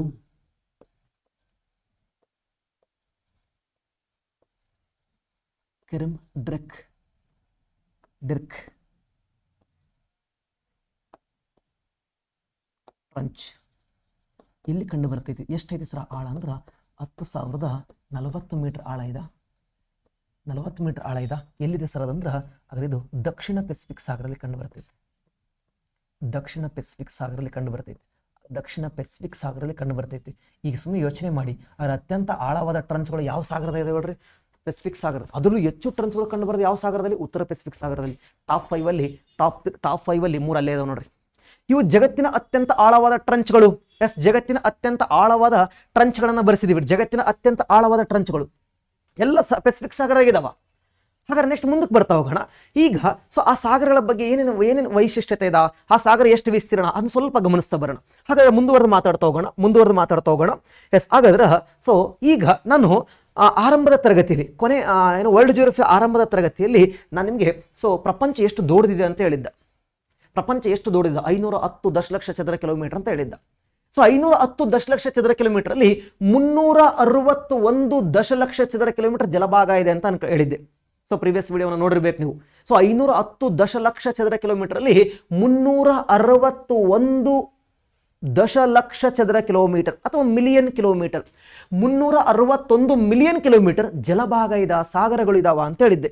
ಓಕೆ, ಹಾಗಾದ್ರೆ ಯಾವ್ಯಾವ ಸಾಗರ ಎಷ್ಟೆಷ್ಟೈತಿ ಅನ್ನೋದನ್ನು ಸ್ವಲ್ಪ ಗಮನಿಸ್ತಾ ಬಂದ್ಬಿಡ. ಎಸ್, ಹಾಗಾದ್ರೆ ಸಾಗರಗಳ ವಿಸ್ತೀರ್ಣ ಮತ್ತು ಆಯಾ ಸಾಗರಗಳ ಆಳವಾದ ಟ್ರಂಚಸ್ಗಳ ಬಗ್ಗೆ ಇಲ್ಲಿ ಅಧ್ಯಯನ ಮಾಡ್ತಾ ಹೋಗೋ. ಆಯಾ ಸಾಗರಗಳ ಆಳವಾದ ಟ್ರಂಚಸ್ ನಿಮ್ಗೆ ಅರ್ಥ ಆಗ್ತೈತಲ್ವಾ? ನೋಡ್ರಿ, ಇಲ್ಲಿ ನಾನು ಮಾತಾಡಿರೋದು ಹಾಗಾದ್ರೆ ಎಲ್ಲಾ ಸಾಗರಗಳ ಆಳವಾದ ಟ್ರಂಚಸ್ ಅನ್ನ ಮಾತಾಡಿದೀನಿ. ಈಗ ನಾವು ನೆಕ್ಸ್ಟ್ ಏನ್ ಮಾಡ್ತಾರ ಗೊತ್ತಾ? ಪೆಸಿಫಿಕ್ ಸಾಗರದ ಆಳವಾದ ಟ್ರಂಚ್ ಯಾವುದು, ಅಟ್ಲಾಂಟಿಕ್ ಸಾಗರದ ಆಳವಾದ ಟ್ರಂಚ್ ಯಾವುದು, ಹಿಂದೂ ಮಹಾಸಾಗರದ ಆಳವಾದ ಟ್ರಂಚ್ ಯಾವುದು, ಇಲ್ಲಿರೋದು ವರ್ಲ್ಡ್ ಅಲ್ಲಿ ಆಳವಾದ ಟ್ರಂಚ್ಗಳು ಅವೆಲ್ಲವೂ ಪೆಸಿಫಿಕ್ ಸಾಗರದಲ್ಲೇ ಇದಾವ. ಹಾಗಾದ್ರೆ ಈಗ ಬರ್ತಾವ, ಈ ಸೆಂಟೆನ್ಸ್ ಬರ್ಕೋಬೇಕು. ಪ್ರಪಂಚದ ಅತ್ಯಂತ ಆಳವಾದ ಟ್ರಂಚ್ ಯಾವುದು? Challenger trench. ದಕ್ಷಿಣ ಗೋಳದ ಅತ್ಯಂತ ಆಳವಾದ ಟ್ರಂಚ್ ಯಾವುದು? ಟೊಂಗಾ ಟ್ರಂಚ್. ಹಾಗಾದ್ರೆ ಎಲ್ಲೆಲ್ಲಿ ನೆಲೆ ಆಗಿದಾವ ಅದೆಲ್ಲ ಸೆಂಟೆನ್ಸ್ ನೀವು ನೋಟ್ಸ್ ಮಾಡ್ಕೊಂಡಿದ್ದೀರ ಅಂತ ಅನ್ಕೊಳ್ತೀನಿ. ಇನ್ನೊಂದ್ಸರಿ ವಿಡಿಯೋಸ್ ಅನ್ನ ಕೇಳ್ಕೊಳ್ತಾ ಹೋಗಿ. ಅಂಡಾಗೆ ನೆಕ್ಸ್ಟ್ ಮುಂದಕ್ಕೆ ಬರ್ತಾ ಹೋಗೋಣ. ಹಾಗಾದ್ರೆ ಒಂದ್ ಕಡೆ ಸಾಗರಗಳು ಎಷ್ಟಿದಾವ? ಸಾಗರಗಳು ಅಂತ ನಿಮ್ಗೆ ಗೊತ್ತು, 5 ಮಹಾಸಾಗರಗಳಿದಾವ. ಸಾಗರಗಳು ಎರಡನೇದು ಬರೋಣ. ಎರಡನೇದು ಆ ಸಾಗರದ ವಿಸ್ತೀರ್ಣ ಎಷ್ಟೈತಿ ಸರ ಅಂತ. ವಿಸ್ತೀರ್ಣ ಏರಿಯಾ ಎಷ್ಟೈತಿ ಅಂತ ಸ್ವಲ್ಪ ಗಮನಿಸುವ. ಸಾಗರದ ವಿಸ್ತೀರ್ಣ ಎಷ್ಟಿದ? ಎಸ್, ಆ ವಿಸ್ತೀರ್ಣ ಶೇಕಡವಾರು ಕೇಳಿಬಿಡ್ತಾನೆ ಕೆಲವೊಂದು ಟೈಮಲ್ಲಿ ಎಕ್ಸಾಮ್ಸ್ ಅಲ್ಲಿ. ಎಷ್ಟು ಪರ್ಸೆಂಟೇಜ್ ಇದೆ ಸರ? ಎಸ್, ನೆಕ್ಸ್ಟ್ ಮುಂದಕ್ಕೆ ಬರ್ತಾ ಹೋಗೋಣ. ಆಳವಾದ ಟ್ರಂಚ್ ಯಾವುದು ಆ ಸಾಗರದಲ್ಲಿ? ಆಳವಾದ ಟ್ರಂಚ್. ಜಸ್ಟ್ ಟ್ರಂಚ್ ಅಂತ ಬರೆದ್ರೆ ಸಾಕು, ಅದು ಆಳವಾದ ಟ್ರಂಚ್ ಆಗಿರ್ತೈತಿ. ಅತ್ಯಂತ ಬಹಳ ಟ್ರಂಚ್ ಇರ್ತಾವ, ಅದ್ರಲ್ಲಿ ಅತಿ ಆಳವಾದ ಟ್ರಂಚ್ ಯಾವುದು? ಬಹಳ ಟ್ರಂಚ್ ಇರ್ತಾವ, ಅದ್ರ ಅತಿ ಆಳವಾದ ಟ್ರಂಚ್ ಯಾವುದು? ನೆಕ್ಸ್ಟು ಹಾಗಾದರೆ ಅದು ಯಾವ ಖಂಡಗಳ ಮಧ್ಯೆ ಹಂಚಿಕೆ ಆಗೈತೆ ಅಂತ. ಎಸ್, ಖಂಡಗಳ ನಡುವೆ ಹಂಚಿಕೆ. ಎಸ್, ಯಾವ ಖಂಡಗಳ ನಡುವೆ ಹಂಚಿಕೆ? ಹಾಗಾದರೆ ಗಡಿ ಹೊಂದಿರುವ ಖಂಡಗಳು ಅಥವಾ ಗಡಿ ಖಂಡಗಳು ಯಾವ ಖಂಡಗಳ ಜೊತೆಗೆ ಗಡಿನ ಹಂಚ್ಕೊಂಡೈತಿ ಅಂತೆ. ಸ್ವಲ್ಪ ಜಾಗ ಇತ್ತಲ್ಲ, ಹಂಗಾಗಿ ಬರ್ಕೊಂಡಿದ್ದೇನೆ ಅಷ್ಟೇ. ಹಾಗಾದ್ರೆ ಬಂದ್ಬಿಡೋಣ ಒಂದ್ ಕಡೆಯಿಂದ ಬರೋಣ. ಈ ಕಡೆ ಸೈಡು ಸಾಗರಗಳು. ಒಂದನೇ ಸಾಗರ ಯಾವುದು ಅಂತಂದ್ರೆ ನಿಮ್ಗೆ ಆಲ್ರೆಡಿ ಗೊತ್ತಿದೆ. ಯಾವುದು ಒಂದನೇ ಸಾಗರ ಅಂತಂದ್ರೆ ಪೆಸಿಫಿಕ್ ಓಷನ್, ಪೆಸಿಫಿಕ್ ಸಾಗರ. ಪೆಸಿಫಿಕ್ ಮಹಾಸಾಗರ ಅಂದ್ರೆ ಒಂದು ಪೆಸಿಫಿಕ್ ಸಾಗರ. ಎಷ್ಟಿದೆ ಸರ್ ಈ ಪೆಸಿಫಿಕ್ ಸಾಗರ? ಬಹಳ ದೊಡ್ಡದಿದೆ ಅಂತ ಗೊತ್ತು. ಎಷ್ಟಿದ? ಬಹಳ ದೊಡ್ಡದಂದ್ರೆ ಎಷ್ಟಿದ? ಬಹಳ ದೊಡ್ಡದಂದ್ರೆ 168 ದಶಲಕ್ಷ ಚದರ ಕಿಲೋಮೀಟರ್ ವಿಸ್ತೀರ್ಣ. ಇಲ್ಲಿ ಬರೆದಿರ್ತೀನಿ ದಶಲಕ್ಷ ಚದರ ಕಿಲೋಮೀಟರ್. ದಶಲಕ್ಷ ಆರ್ ಮಿಲಿಯನ್ ಚದರ ಕಿಲೋಮೀಟರ್. ಎಲ್ಲ ಹತ್ರಕ್ಕೂ ಮತ್ತೆ ಮಿಲಿಯನ್ ಚದರ ಕಿಲೋಮೀಟರ್ ಅಂತ ಬರಲ್ಲ. ಮಿಲಿಯನ್ ಅಂದ್ರೆ ಒಂದೇ, ದಶಲಕ್ಷ ಅಂದ್ರೆ ಒಂದೇ. ಹಾಗಾದ್ರೆ ಎಷ್ಟಿದೆ ಸರ್ ಈ ಅಟ್ಲಾಂಟಿಕ್ ಸಾಗರ ಅಂದ್ರೆ 168 ದಶಲಕ್ಷ ಚದರ ಕಿಲೋಮೀಟರ್. ನಾನು ಯಾಕೆ ಟೇಬಲ್ ಫಾರ್ಮೆಟ್ ನಿಮ್ಗೆ ಅರ್ಥ ಮಾಡಿಸ್ತಾ ಇದ್ದೀನಿ ಅಂತಂದ್ರೆ ನಿಮಗೆ ಕಡಿಮೆ ಆಗಬೇಕು ನೋಟ್ಸು, ಬಟ್ ಜಾಸ್ತಿ ಕಂಟೆಂಟ್ ಇರಬೇಕು ಅಂತೇಳಿ ನಾನು ಚಿತ್ರನ ತೋರಿಸ್ತಾ ಇದ್ದೀನಿ. ಸರ್, ಹಾಗಾದ್ರೆ ಪೆಸಿಫಿಕ್ ಸಾಗರದ ಎಷ್ಟು ದೊಡ್ಡದಂದ್ರೆ 168 ದಶಲಕ್ಷ. ಪ್ರೀವಿಯಸ್ ಕ್ಲಾಸನ್ನು ಸ್ವಲ್ಪ ನೀವೇನಾದ್ರು ಯೋಚನೆ ಮಾಡಿದ್ರೆ ಗೊತ್ತಾಗ್ತಿತ್ತು. ನಾನು ಭೂಮಿಯ ವಿಸ್ತೀರ್ಣ 580 ದಶಲಕ್ಷ ಅಂತ ಹೇಳಿದ್ದೀನಿ. 580 ದಶಲಕ್ಷದಲ್ಲಿ 2 ಭಾಗ ಮಾಡ್ಕೊಂಡಿದ್ದೆ ಲಾಸ್ಟ್ ಕ್ಲಾಸಲ್ಲಿ, ಜಲಭಾಗ ಮತ್ತು ಭೂಭಾಗ ಅಂತೇಳಿ. ಜಲಭಾಗ ಮತ್ತು ಭೂಭಾಗ ಅಂತ 2 ಭಾಗ ಮಾಡಿದ್ದೆ. ಈ ಜಲಭಾಗ ಎಷ್ಟಿದೆ ಅಂದ್ರೆ 310 ದಶಲಕ್ಷ ಅಂತ ಹೇಳಿದೀನಿ. 310 ದಶಲಕ್ಷ ಅಂತ ಹೇಳಿದೀನಿ. ಇದು ಎಷ್ಟೈತಿ ಸರ? ಹಾಗಾದ್ರೆ ಎಷ್ಟೈತಿ ಸರ್ ಅಂದ್ರೆ 149 ಅಂತ ಹೇಳಿದ್ವಿ. ಇದು ಪಾಯಿಂಟ್ ಸಮಥಿಂಗ್ ಬರ್ತಾ ಹೋಗ್ತಾವೆ. ಇಲ್ಲಿ 310.6 ಅಂತ ಬರ್ತೈತಿ, ಅದು 149.4 ಅಂತ ಬರ್ತೈತಿ. ಸರ್, ಇದು 310.4 ಅಂತ ಬರ್ತೈತಿ, ಇದು 349.6 ಅಂತ ಬರ್ತೈತಿ. ಸರ್, ಇಲ್ಲಿ ಸ್ವಲ್ಪ ಪಾಯಿಂಟ್ ಏನಾಗುತ್ತಾ, ಪಾಯಿಂಟ್ ವ್ಯತ್ಯಾಸ ಆಗ್ತೈತಿ. ಎಸ್ ಸರ್ 580ರಲ್ಲಿ ಎಸ್ ಸರ್ ಸ್ವಲ್ಪ ನೀವು ಗಮನಿಸ್ತಾ ಹೋಗಿ. ಎಸ್ ಸರ್ ಇದ್ರೊಳಗಡೆ ಹತ್ತತ್ರ 168 ಒಂದೇ ಸಾಗರ ಐತ್ಕಂಡ್ರಿ. 168 ಒಂದೇ ಸಾಗರ, 168 ಒಂದೇ ಸಾಗರ. ಸಾರಿ, ಇದು 361 ದಶಲಕ್ಷ, 361 ದಶಲಕ್ಷ, 361, ಇದು 300 ಪಾಯಿಂಟ್ ಸಮಥಿಂಗ್ ಬರ್ತದೆ. ನಾವು ರೌಂಡ್ ಫಿಗರ್ ಮಾಡ್ಕೊಳ್ವಾ. ಈ ಕಡೆ 361 ಇದೆ, ಎರಡು ಕೂಡಿದ್ರೆ 580 ಆಗಬೇಕು. 361, 149, 0, 6 4 10, 1, 510 ಕರೆಕ್ಟ್ ಮ್ಯಾಚ್ ಆಗ್ತೈತಿ. ಇದನ್ನ 510, 580 ಇದು 510 ಅಂತೇಳಿ 510 ದಶಲಕ್ಷ ಚದರ ಕಿಲೋಮೀಟರ್. 510 ದಶಲಕ್ಷ ಚದರ ಕಿಲೋಮೀಟರ್ ಪ್ರಿವಿಯಸ್ ಕ್ಲಾಸ್ ಹೇಳಿದ್ದೀನಿ. 510 ದಶಲಕ್ಷ ಚದರ ಕಿಲೋಮೀಟರ್ ಅಲ್ಲಿ 361 ಜಲಭಾಗ ಇದೆ, 149. ಯಾಕೆ ಸರ್ ಇನ್ಯಾಕೆ ಒತ್ತಿ ಹೇಳಕತ್ತೀರಾ? ಕೇಳಿಸ್ಕೊಳ್ಳಿ. ಪೆಸಿಫಿಕ್ ಸಾಗರ ಒಂದೇ 168 ಇದೆ ಅಂದ್ರೆ ಇದರ ಅರ್ಥ ಏನು ಗೊತ್ತಾ? ನಿಮ್ಮ 7 ಖಂಡಗಳನ್ನು ಇದ್ರ ಒಳಗಡೆ ಹಾಕಿದ್ರೆ ಮುಳುಗೋಗ್ತವೆ. ಎಸ್, ಈ ಕಾನ್ಸೆಪ್ಟ್ ಗೊತ್ತಾಗ್ಲಿ ಅಂತಲೇ ನಾನು ಆ ಡಾಟಾಸನ್ನ ಬರಿತಾ ಇದ್ದೀನಿ. ಎಸ್, ಹಾಗಾದ್ರೆ ನಿಮ್ಮ 7 ಖಂಡಗಳನ್ನ, ಎಸ್ 7 ಖಂಡಗಳು ಕ್ರಮವಾಗಿ ಹೇಳಿದ್ರೆ ನಾನು ಯಾವುದು ಹೆಂಗೆ ನೆನ್ಪಿಟ್ಕೋಬೇಕಂತ ಹೇಳಿ. ದೊಡ್ಡ ಖಂಡ ಯಾವುದು? ಏಷ್ಯಾ. 2ನೇ ದೊಡ್ಡ ಖಂಡ ಆಫ್ರಿಕಾ. 3ನೇ ದೊಡ್ಡ ಖಂಡ ಉತ್ತರ ಅಮೆರಿಕಾ. 4ನೇ ದೊಡ್ಡ ಖಂಡ ಅಂಟಾರ್ಟಿಕಾ, ಸಾರಿ ದಕ್ಷಿಣ ಅಮೆರಿಕಾ. 5ನೇ ದೊಡ್ಡ ಖಂಡ ಅಂಟಾರ್ಟಿಕಾ. ಆರ್ಡರ್ ವೈಸ್ ಹೆಂಗ್ ನೆನ್ಪಿಟ್ಕಂತೀಯ? ಹೆಂಗ್ ನೆನ್ಪಿಟ್ಕೋಬೇಕು? ಎಸ್ ಹೇಳಿದೀನಿ, ಈ ಒಂದು ಲೈನ್ ನೆನಪಿರ್ಬೇಕಷ್ಟೇ. ದೊಡ್ಡ ಖಂಡ ಏಷ್ಯಾ, 2ನೇ ದೊಡ್ಡ ಖಂಡ ಆಫ್ರಿಕಾ, 3ನೇ ದೊಡ್ಡ ಖಂಡ ಉತ್ತರ America, northern America, southern America, Antarctica. ಹಾಗಾದ್ರೆ 5ನೇದು ಅಂಟಾರ್ಟಿಕಾ, 6ನೇದು ಯುರೋಪ್, 7ನೇದು ಯಾವ್ದು ಹೇಳ್ರೆ ಆಸ್ಟ್ರೇಲಿಯಾ. 7 ಖಂಡಗಳನ್ನು ಮಡಚದ ಬೇಡ ಕಣ್ರಿ, ಹಂಗೆ ಪೆಸಿಫಿಕ್ ಸಾಗರದಲ್ಲಿ ಹಾಕಿದ್ರು ಮುಳುಗೋಗ್ತಾವ. ಅದಕ್ಕೆ ದತ್ತಾಂಶ ಇಲ್ಲಿ ಕೊಟ್ಟಿದ್ದೀನಿ ನೋಡ್ರಿ. 7 ಖಂಡಗಳು ಮುಳುಗೋಗ್ತಾವ ಕಣ್ರಿ. ಯಾವ ಸಾಗರದಲ್ಲಿ ಅಂದ್ರೆ ಪೆಸಿಫಿಕ್ ಸಾಗರದಲ್ಲಿ. 7 ಖಂಡಗಳನ್ನು ನಾವೇನು ಮಾಡ್ಬೋದು? ಮುಳುಗಿಸ್ಬೋದು. ಆದ್ರೆ ನಾನು 168 ಅಂತ ಯಾಕೆ ಆ ಡಾಟಾಸ್ ಯಾಕೆ ತೋರಿಸಿ ಅಂತ ನಿಮ್ಗೆ ಗೊತ್ತಾಗಿದೆ ನೋಡ್ರಿ. 7 ಖಂಡಗಳ ವಿಸ್ತೀರ್ಣ ಸೇರಿದ್ರೆ 149 ಆಗ್ತೈತಿ. ಇದು 168 ಐತಿ. 7 ಖಂಡಗಳನ್ನ ಮುಳುಗಿಸಿ ಇನ್ನೂ ಜಾಗ ಉಳಿತೈತಿ. ಶ್ರೀಲಂಕಾ, ಆಸ್ಟ್ರೇಲಿಯನ್ ಬೇಕಾದ್ರೆ 2 ಸರಿ ಮುಳುಗಿಸ್ಬೋದು. ನೆಕ್ಸ್ಟ್ ಬರೋಣ, ಶೇಕಡವಾರು ಎಷ್ಟಾಗ್ತೈತೆ ಸರ? ಇಡೀ ಭೂಮಿಯ ಶೇಕಡವಾರು ಎಷ್ಟಾಗ್ತೈತಿ? ಇಡೀ ಭೂಮಿಯ ಇದರ ಟೋಟಲ್ ಆಗಿ ಬಂದಾಗ ಇದ್ರ ಶೇಕಡವಾರು ಎಷ್ಟಾಗ್ತೈತೆ ಸರ? ಇಡೀ ಭೂಮಿ ಒಳಗಡೆ ಅಥವಾ ಈ ಸಾಗರದ ಒಳಗಡೆ ಇದ್ರದ್ದು ಎಷ್ಟಾಗ್ತೈತೆ ಅಂದ್ರೆ ಹತ್ತತ್ರ ಏನಾಗ್ತೈತಪ್ಪ ಅಂದ್ರೆ ಒಂದು 50% ಇದೇ ಆಗ್ತೈತೆ ಕಂಡ್ರೆ. 46 ಎಕ್ಸಾಕ್ಟ್ ಬೇಕಂದ್ರೆ 46%. ನಿಮಗೆ ಎಕ್ಸಾಕ್ಟ್ ಬೇಕು ಸರ್ ಅಂದ್ರೆ 46.66 ಅಂತ ಬರ್ತೈತಿ. ನಾನು ರೌಂಡ್ ಫಿಗರ್ ಮಾಡಿದ್ದೀನಿ 46%. ಎಕ್ಸಾಕ್ಟ್ ಬೇಕಾದ್ರೆ 46.66 ಅಂತ ಬರ್ತಾ ಹೋಗ್ತೈತಿ. ಸೊ ನಾನು ರೌಂಡ್ ಫಿಗರ್ ಮಾಡಿದ್ದೀನಿ, ಅಥವಾ ಪೂರ್ತಿಯಾಗಿ ಬೇಕಾದ್ರೂ ಬರ್ಕೊಳ್ಳು 46.6%. ರೌಂಡ್ ಫಿಗರ್ ಮಾಡ್ಕೊಂಡ್ರೆ ತಪ್ಪೇನಾಗಲ್ಲ, 47 ಅಂತ ಮಾಡ್ಕೊಂಡ್ರೆ ತಪ್ಪೇನಾಗಲ್ಲ, ಗೊತ್ತಿರಲಿ. ಹಾಗಾದ್ರೆ ಸೊ ಆಳವಾದ ಟ್ರಂಚ್ ಯಾವುದು? ನಿಮ್ಗೆ ಆಡ ಗೊತ್ತಾಗೈತಿ ಯಾವುದು ಆಳವಾದ ಟ್ರಂಚ್? ಹಾಗಾದ್ರೆ ಚಾಲೆಂಜರ್ ಅಥವಾ ಮರಿಯಾನಾ. ಇದಕ್ಕೆ ಬಹಳ ಜನ ಎಲ್ಲ ಮರೀನಾ ಅಂತಾರ, ತಪ್ಪೇನೋ ಅಲ್ಲ. ಮರಿನಾ ಅಂದ್ರೂ ಅದೇ, ಮರಿಯಾನಾ ಅಂದ್ರೂ ಅದೇ. ಆದರೆ ಯಾವ ಖಂಡಗಳ ನಡುವೆ ಗಡಿಯನ್ನು ಹಂಚ್ಕೊಂಡೈತಿ? ಸ್ವಲ್ಪ ಗಮನಿಸ್ತಾ ಬನ್ನಿ ಇವಾಗ. ಆದರೆ ಪೆಸಿಫಿಕ್ ಸಾಗರ ಯಾವ ಖಂಡಗಳ ನಡುವೆ ಗಡಿ ಹಂಚ್ಕೊಂಡೈತಿ ನೋಡ್ರಿ? ಅಮೇರಿಕಗಳ ಪೂರ್ವ ಭಾಗ, ಪೆಸಿಫಿಕ್ನ ಪಶ್ಚಿಮ ಭಾಗ ಅಮೇರಿಕಾ, ಅಮೇರಿಕಗಳ ಪೂರ್ವ ಭಾಗ. ನೀವು ಅಮೇರಿಕದ ನಿಂತ್ಕೋಬೇಕು. ಸಾರಿ ಅಮೇರಿಕಗಳ ಪಶ್ಚಿಮ ಭಾಗ, ಪೆಸಿಫಿಕ್ಗೆ ಬಂದ್ರೆ ಪೂರ್ವ ಭಾಗ. ಪೆಸಿಫಿಕ್ನ ಪೂರ್ವಕ್ಕೆ ಅಮೇರಿಕಾ ಇದೆ. ಪೆಸಿಫಿಕ್ ಅಲ್ಲಿ ಇಲ್ಲಿ ನಿಂತ್ಕೊಂಡ್ರೆ ಪೆಸಿಫಿಕ್ ಒಳಗಡೆ, ಪೆಸಿಫಿಕ್ನ ಪೂರ್ವಕ್ಕೆ ಅಮೇರಿಕಾ ಇದೆ. ಇಲ್ಲಿ ಅಮೇರಿಕದ ನಿಂತ್ಕೊಂಡ್ಬಿಡಿ, ಅಮೇರಿಕದ ಪಶ್ಚಿಮಕ್ಕೆ ಪೆಸಿಫಿಕ್ ಇದೆ. ಆದರೆ ಅಮೇರಿಕಗಳ ಪಶ್ಚಿಮ, ಅಮೇರಿಕಗಳ ಅಂತ ಹೇಳಕತ್ತೀನಿ. ಅಮೇರಿಕಗಳ ಅಂದ್ರೆ ಉತ್ತರ ಅಮೇರಿಕ, ದಕ್ಷಿಣ ಅಮೇರಿಕ ಎರಡೂ ಸೇರಿ. ಅಮೇರಿಕಗಳ ಪಶ್ಚಿಮ ಕರಾವಳಿಯಿಂದ ಏಷ್ಯಾ ಮತ್ತು ಆಸ್ಟ್ರೇಲಿಯಾದ ಪೂರ್ವ ಕರಾವಳಿಯವರೆಗೆ ಪೆಸಿಫಿಕ್ ಸಾಗರ ಹಂಚಿಕೆ ಆಗಿದೆ.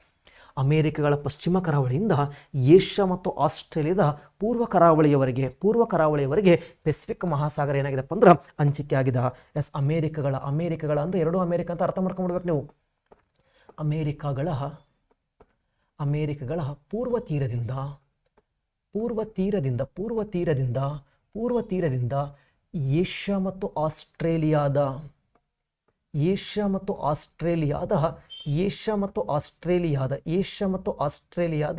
ಪಶ್ಚಿಮ ತೀರದವರೆಗೆ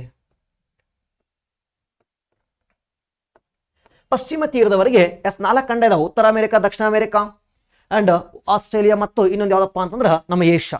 ಎಸ್ ಸರ್, 4 ಖಂಡಗಳ ನಡುವೆ ಏನಾಗಿದೆಪ್ಪ ಅಂದ್ರೆ ಈ ಮಹಾಸಾಗರ ಅನ್ನೋದು ಹಂಚಿಕೆ ಆಗಿರ್ತಕ್ಕಂಥದ್ದು. ನೆಕ್ಸ್ಟ್ ಮುಂದಕ್ಕೆ ಬರ್ತಾ ಹೋಗೋಣ. ಎರಡನೇ ದೊಡ್ಡ ಸಾಗರ ಯುನೋವೆಲ್. ಎಸ್, ಯಾವುದು ಸರ ಎರಡನೇ ದೊಡ್ಡ ಸಾಗರ ಅಂತಂದ್ರೆ? ಎರಡನೇ ದೊಡ್ಡ ಸಾಗರ ಯಾವುದು ಅಂತಂದ್ರೆ ಎಸ್, ಎರಡನೇ ದೊಡ್ಡ ಸಾಗರ ಅಟ್ಲಾಂಟಿಕ್ ಓಷನ್. ಅಟ್ಲಾಂಟಿಕ್ ಸಾಗರ, ಅಟ್ಲಾಂಟಿಕ್ ಮಹಾಸಾಗರ, the great ocean of Atlantic. Yes Atlantic ಮಹಾಸಾಗರ. ಹಾಗಾದ್ರೆ ಈ ಅಟ್ಲಾಂಟಿಕ್ ಮಹಾಸಾಗರ ಎಷ್ಟೈತಿ ಸರ ಅಂತಂದ್ರೆ, ಅಟ್ಲಾಂಟಿಕ್ ಮಹಾಸಾಗರ ಎಷ್ಟೈತೆ ಅಂದ್ರೆ ಅದರ ಅರ್ಧ ಕಣ್ರಿ. ಅದರ ಅರ್ಧ ಅಂತಂದ್ರೆ ಅಪ್ರಾಕ್ಸಿಮೇಟ್ಲಿ 85 ಮಿಲಿಯನ್. ಅದರ ಅರ್ಧ 165 ಅಲ್ವಾ, ಇದು 168 ಐತಿ, ಇದು 85 ಮಿಲಿಯನ್. ಎಸ್ ಅದು ಎಷ್ಟೈತೆ ಸರ್, ಅದನ್ನು ಅರ್ಧನೇ ಆಗ್ಬೇಕಲ್ವಾ, ಸ್ವಲ್ಪ ಅರ್ಧಕ್ಕಿಂತ ಸ್ವಲ್ಪ ಜಾಸ್ತಿ ಆಗಿರ್ತೈತೆ ಅಷ್ಟೇ, 23.5%. ಎಸ್ ಭೂಮಿಯ 5 ಮಹಾಸಾಗರದಲ್ಲಿ ಹತ್ತತ್ರ ಕಾಲು ಭಾಗ, ಅದು ಹತ್ತತ್ರ ಅರ್ಧ ಭಾಗ ಐತಿ, 2.25 ಭಾಗ ಆಗೋದು. ಆದ್ರೆ ಅತ್ಯಂತ ಆಳವಾದ ಟ್ರಂಚ್ ಯಾವುದು, ಅತ್ಯಂತ ಆಳವಾದ ಟ್ರಂಚ್ ಯಾವುದು ಸರ ಅಂತಂದ್ರೆ ಎಸ್ ಇದಕ್ಕೆ ಮಿಲ್ವಾಯುಕಿ ಅಂತ ಬರುತ್ತೆ. ಮಿಲ್ವಾಯುಕಿ ಟ್ರಂಚ್ ಅಂತೇಳಿ, ಟ್ರಂಚ್ ಅಂತೇಳಿ ಮಿಲ್ವಾಯುಕಿ ಸಿವಿಲ್ PSI ಪ್ರಶ್ನೆ ಇದು. ಮಿಲ್ವಾಯುಕಿ ಚಾಲೆಂಜರ್ ಇವು ಏನಂತ ಪ್ರಶ್ನೆ ಕೇಳಿದನ, ಜ್ವಾಲಾಮುಖಿ ಅಲ್ಲ. ಎಸ್ ಮಿಲ್ವಾಯುಕಿ. ಇದಕ್ಕೆ ನಾವು ಇನ್ನೊಂದರಲ್ಲಿ ಅಂತ ಕರಿತಾ ಹೋಗ್ತೀವಿ ಅಂದ್ರೆ ಹೆಸರ ಪೆರೆಟ್ರಿಕೋ ಅಂತ ಕೂಡ ಕರಿತಾ ಹೋಗ್ತೀವಿ. ಎಸ್ ಫ್ಯೂಟೋರಿಕೋ ಅಂತೇಳಿ, ಇದೊಂದು ಭೂ ಪ್ರದೇಶ, ಫ್ಯೂಟೋರಿಕೋ ಅಂತೇಳಿ. ಎಸ್ ಫ್ಯೂಟೋರಿಕೋ ಅಂತೇಳಿ, ಫ್ಯೂಟೋರಿಕೋ ಅಂದ್ರೆ ಒಂದೇ, ಪೆರಿಟೋರಿಕೋ ಅಂದ್ರೆ ಒಂದೇ ಕಣ್ರಿ. ಪೆರಿಟೋರಿಕೋ ಅಂದ್ರೆ ಒಂದೇ, ಅದೊಂದು ಚಿಕ್ಕ ದೇಶದ ಹೆಸರು, ಕೆರೆಬಿಯನ್ ಸಮುದ್ರದೊಳಗಡೆ ಕಂಡು ಬರ್ತೈತಿ. ಕೆರೆಬಿಯನ್ ಸಮುದ್ರದೊಳಗೆ ಈ ಮಿಲ್ವಾಯುಕಿ, ಫಿರಿಟೋರಿಕೋ ಅನ್ನೋದು ಪ್ಲೇಸ್ ಹೆಸರು, ಮಿಲ್ವಾಯುಕಿ ಅನ್ನೋದು ಅಲ್ಲಿ ತಗ್ಗಿನ ಹೆಸರು. ಹೆಸರು ಮಿಲ್ವಾಯುಕಿ ಟ್ರಂಚ್ ಅಂದ್ರೆ ಒಂದೇ, ಪೆರಿಟೋರಿಕೋ ಟ್ರಂಚ್ ಅಥವಾ ಪ್ಯೂಟೋರಿಕೋ ಟ್ರಂಚ್ ಅಂದ್ರೆ ಒಂದೇ. ಇನ್ನು ಯಾವ ಖಂಡಗಳ ಮಧ್ಯೆ ಹಂಚಿಕೆ ಆಗಿದೆ, ಲಿಸನ್, ಇದು ಕೂಡ 5 ಖಂಡಗಳ ಮಧ್ಯೆ ಹಂಚಿಕೆ ಆಗೈತೆ ಕಣ್ರಿ. 5 ಖಂಡಗಳ ಮಧ್ಯೆ ಹಂಚಿಕೆ ಆಗಿದೆ. ಎಸ್ ಅಮೇರಿಕಗಳು 2 ಇದಾವ, ಈ ಕಡೆ ಯುರೋಪ್ ಮತ್ತು ಏಷ್ಯಾ ಇದೆ, ಯುರೋಪ್ ಮತ್ತು ಆಫ್ರಿಕಾ ಇದೆ. ಇನ್ನೊಂದು ಖಂಡ ಯಾವುದು ಸರ, ಇನ್ನೊಂದು ಖಂಡ ಅಂದ್ರೆ ಇನ್ನೊಂದು ಖಂಡ ನಮ್ಮ ಏಷ್ಯಾ ಖಂಡದ 4 ದೇಶಗಳು ಅಟ್ಲಾಂಟಿಕ್ ಜೊತೆ ಗಡಿ ಹೊಂದಿದಾವ. ಯಾವುದು ನೋಡ್ರಿ, ಇಲ್ಲಿ ಐತ್ರಿ, ಇದೆಲ್ಲ ಅಟ್ಲಾಂಟಿಕ್ ಸಾಗರ ಕಣ್ರಿ, ಮೆಡಿಟೇರಿಯನ್ ಸಮುದ್ರ. ಏಷ್ಯಾ ಖಂಡದ 4 ದೇಶ ಯಾವ ಗೊತ್ತಾ, ಒಂದು Turkey, Syria, Israel. Syria, Lebanon, Israel. Yes Turkey ದೇಶ, ಇದೆಲ್ಲ ಟರ್ಕಿ ದೇಶ ಇದೆ, ಸಿರಿಯಾ ಇದೆ, ಲೆಬನಾನ್ ಇದೆ, ಇಸ್ರೇಲ್ ಇದೆ. ಈಗೇನು ಗೊಂದಲ ಮಾಡ್ಕೊಳಕ್ ಹೋಗ್ಬೇಡ್ರಿ, ನಾನು ಸಮುದ್ರಗಳು ಹೇಳ್ತಾ ಹೋಗ್ತೀನಿ ಅಂತ. ಸೊ ಆ 4 ದೇಶಗಳು ಕೂಡ ಎಸ್ ಆದರೆ ಏಷ್ಯಾ ಖಂಡ ಅಟ್ಲಾಂಟಿಕ್ ಸಾಗರದ ಜೊತೆಗೆ ಗಡಿಯನ್ನು ಒಂದೇ ಐತಂದ್ರೆ ಹೌದು, 4 ದೇಶಗಳು ಗಡಿಯನ್ನು ಹಂಚ್ಕೊಂಡಿದಾವ. ಹಾಗಾದ್ರೆ ಹೆಂಗೆ ಬರಿಬೋದು ಇದನ್ನಂದ್ರೆ ನೋಡ್ರಿ, ಉತ್ತರ ಮತ್ತು ದಕ್ಷಿಣ ಅಮೇರಿಕಗಳ, ನೀವು ಇಲ್ಲಿದೆ ಅಂತ ಯೋಚನೆ ಮಾಡ್ಬೇಕು, ಇವಾಗ ಮಿಡ್ಲಲ್ಲಿ ಇದೆ ಅಂತ ಅನ್ಕೊಳ್ಳಿ. ಅಮೇರಿಕಗಳ ಪೂರ್ವದ ಕರಾವಳಿಯಿಂದ ಯುರೋಪ್, ಆಫ್ರಿಕಾ, ಯುರೋಪ್ನ ಪಶ್ಚಿಮ, ಆಫ್ರಿಕಾದ ಪಶ್ಚಿಮ, ಏಷ್ಯಾದ ಪಶ್ಚಿಮ.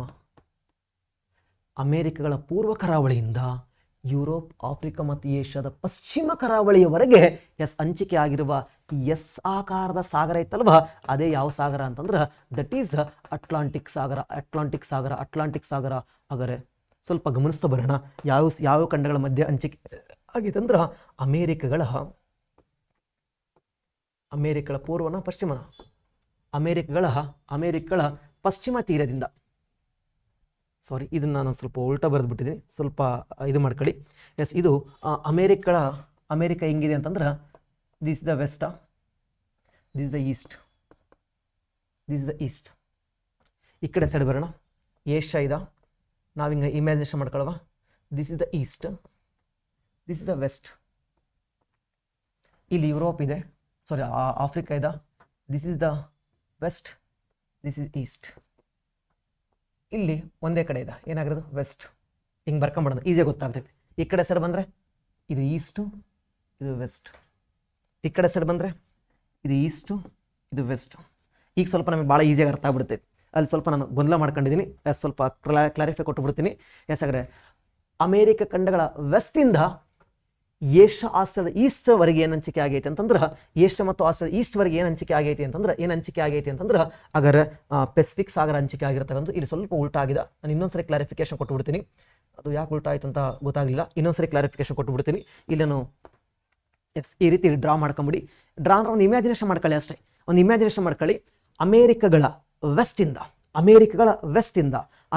ವೆಸ್ಟಿಂದ ನಾನು ಕ್ಲಾಸಲ್ಲಿ ಸ್ಟಾರ್ಟಿಂಗ್ ಹೇಳಬೇಕಾದ್ರೆ ಇದನ್ನ ಈಸ್ಟ್ ಪೆಸಿಫಿಕ್ ಅಂತ ಹೇಳಿದ್ದೀನಿ ನೋಡ್ರಿ. ಪೆಸಿಫಿಕ್ ಒಳಗಡೆ ನಿಂತ್ಕೊಂಡ್ರೆ ಇದು ಈಸ್ಟ್ ಆಗುತ್ತೆ.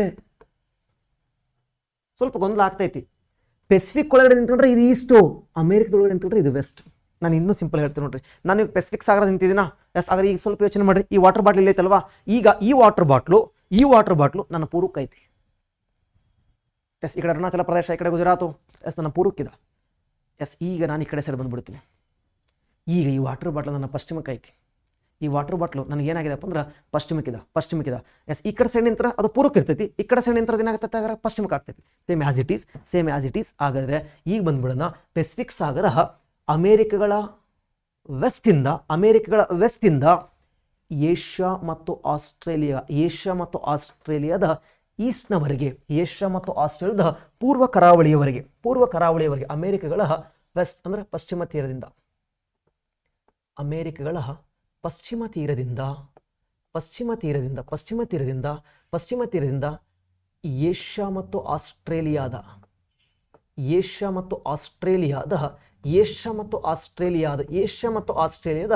ಪೂರ್ವ ತೀರದವರೆಗೆ ಪೆಸಿಫಿಕ್ ಸಾಗರ ಹಂಚಿಕೆ ಆಗಿದ್ರೆ, ಈಗ ನೀವೇ ಯೋಚನೆ ಮಾಡಿ, ಈಗ ನೀವೇ ಹೇಳ್ರಿ ಇವಾಗ ಅಟ್ಲಾಂಟಿಕ್ ಸಾಗರ ಎಲ್ಲಿಂದ ಎಲ್ಲಿವರೆಗೆ ಹಂಚಿಕೆ ಆಗೈತೆ ಅಂತಂದ್ರೆ, ಅಟ್ಲಾಂಟಿಕ್ ಸಾಗರ ಅಮೇರಿಕಗಳ ಈಸ್ಟ್ ಕೋಸ್ಟ್ ಆಫ್ ಅಮೇರಿಕಗಳ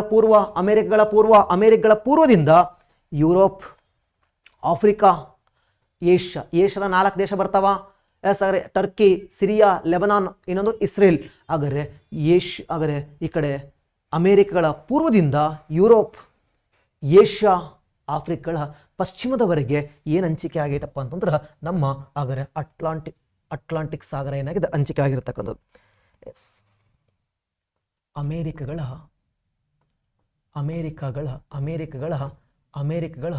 ಪೂರ್ವ ತೀರದಿಂದ ಅಮೇರಿಕಗಳ ಪೂರ್ವ ತೀರದಿಂದ ಏಷ್ಯಾ, ಯುರೋಪ್ ಮತ್ತು ಆಫ್ರಿಕಾದ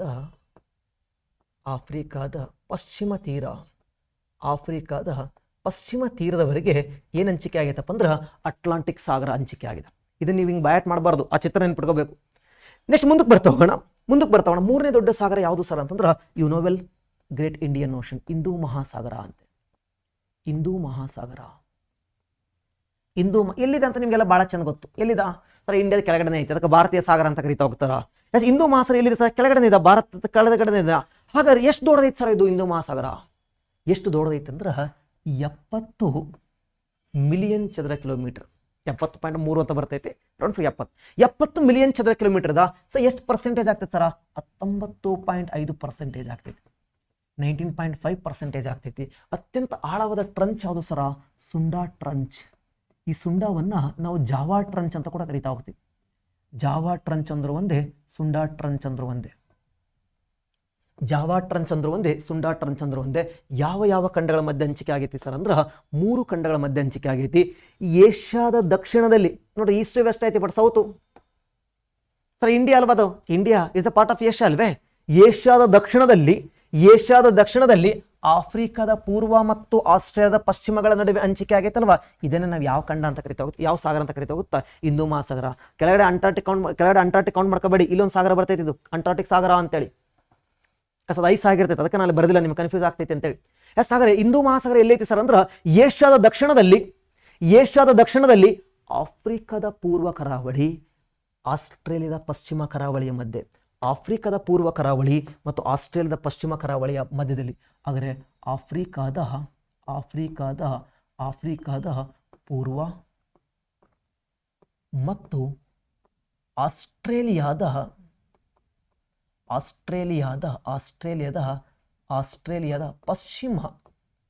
ಪಶ್ಚಿಮ ತೀರದ ನಡುವೆ ಏಷ್ಯಾದ ದಕ್ಷಿಣದಲ್ಲಿದೆ. ನಿಮ್ಮ ಎಕ್ಸಾಮ್ಸಲ್ಲಿ ಈ ಕೆಳಗಿನವುಗಳಲ್ಲಿ ಯಾವುದು ತಪ್ಪಾಗಿದೆ, ಯಾವುದು ಸರಿಯಾಗಿದೆ ಅಂತೇಳಿ ಇವನು ಉಲ್ಟಪಟ್ಟು ಕೊಟ್ಟುಬಿಡ್ತಾನೆ ಅಷ್ಟೇ. ಆಫ್ರಿಕಾದ ಪಶ್ಚಿಮದಿಂದ ಆಸ್ಟ್ರೇಲಿಯಾದ ಪೂರ್ವ ಅಂತ ಕೊಟ್ಟುಬಿಡ್ತಾನೆ.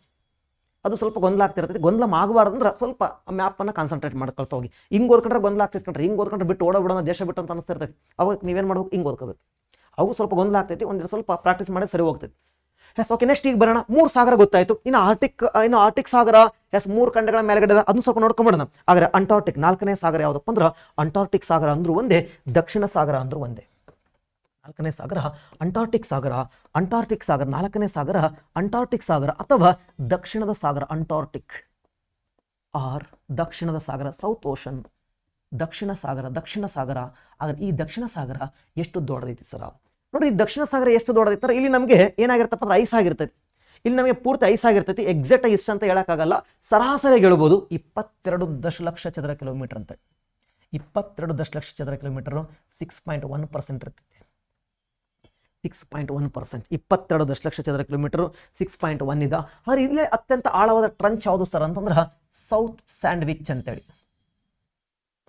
South Sandwich Trench, South Sandwich ನೀವು ತಿಂತಿರಲ್ವ ಅದೇ sandwich, Sandwich Trench. South Sandwich Trench is the most deepest trench in southern part of the ocean, southern part of the southern pole, ದಕ್ಷಿಣ ಧ್ರುವದ ಸಾಗರ, ಅಂಟಾರ್ಟಿಕ್ ಸಾಗರ ಏನಿತ್ತಲ್ವ ಅದರ ಅತ್ಯಂತ ಆಳವಾದ ಟ್ರಂಚ್ ಯಾವುದಂದ್ರೆ ಸೌತ್ ಸ್ಯಾಂಡ್ವಿಚ್ ಟ್ರಂಚು. ಇದು ಯಾವ ಖಂಡದ ಜೊತೆ ಗಡಿ ಅಂತೈತಪ್ಪ ಅಂದ್ರೆ ಅಂಟಾರ್ಟಿಕ್ ಖಂಡ ಐತಲ್ವ ಆ ಖಂಡದ ಸುತ್ತಲೂ ಹಂಚಿಕೆ ಆಗಿದೆ. ಇಲ್ಲಿ ಪೂರ್ವ ಕರಾವಳಿ ಪಶ್ಚಿಮ ಕರಾವಳಿ ಅಂತ ಇಲ್ಲ, ಅಂಟಾರ್ಟಿಕ್ ಖಂಡ ಐತಲ್ವ ಆ ಧ್ರುವ ಪ್ರದೇಶ ಐತಲ್ವ, ದಕ್ಷಿಣ ಧ್ರುವ ಪ್ರದೇಶ ಐತಲ್ವ, ಇದನ್ನ ದಕ್ಷಿಣ ಧ್ರುವ ಅಂತ ಅನ್ಕೊಳ್ಳುವ. ಇನ್ನು ದಕ್ಷಿಣ ಧ್ರುವ ಅನ್ಕೊಂಡ್ರೆ ಈ ಧ್ರುವ ಸುತ್ತಲೂ ಹಂಚಿಕೆ ಆಗೈತೆ ಕಣ್ರಿ. ಈ ಧ್ರುವದ ಸುತ್ತಲೂ ಹಂಚಿಕೆ ಆಗಿದ ಅಂಟಾರ್ಟಿಕ್ ಖಂಡದ ಸುತ್ತಲೂ. ಅಂಟಾರ್ಟಿಕ್ ಅದೊಂದು ಹಿಮಗಡ್ಡೆ. ಅಂಟಾರ್ಟಿಕ್ ಖಂಡವನ್ನ ಏನು ಮಾಡೈತಪ್ಪ ಅಂತಂದ್ರೆ ಸುತ್ತುವರೆದಿದೆ. ಅಂಟಾರ್ಟಿಕ್ ಖಂಡವನ್ನ ಸುತ್ತುವರೆದಿದೆ. ಅಂಟಾರ್ಟಿಕ್ ಖಂಡವನ್ನ ಸುತ್ತುವರೆದು ರೌಂಡ್ ಹಾಕಿತ್ಕೊಂಡ್ರೆ ಅಂಟಾರ್ಟಿಕ್ ಖಂಡವನ್ನ. ನೆಕ್ಸ್ಟ್ ಮುಂದಕ್ಕೆ ಬರ್ತಾ ಹೋಗೋಣ. ಯಾವುದು ಸರ ಅಂತಂದ್ರೆ ಆರ್ಟಿಕ್ ಓಷನ್.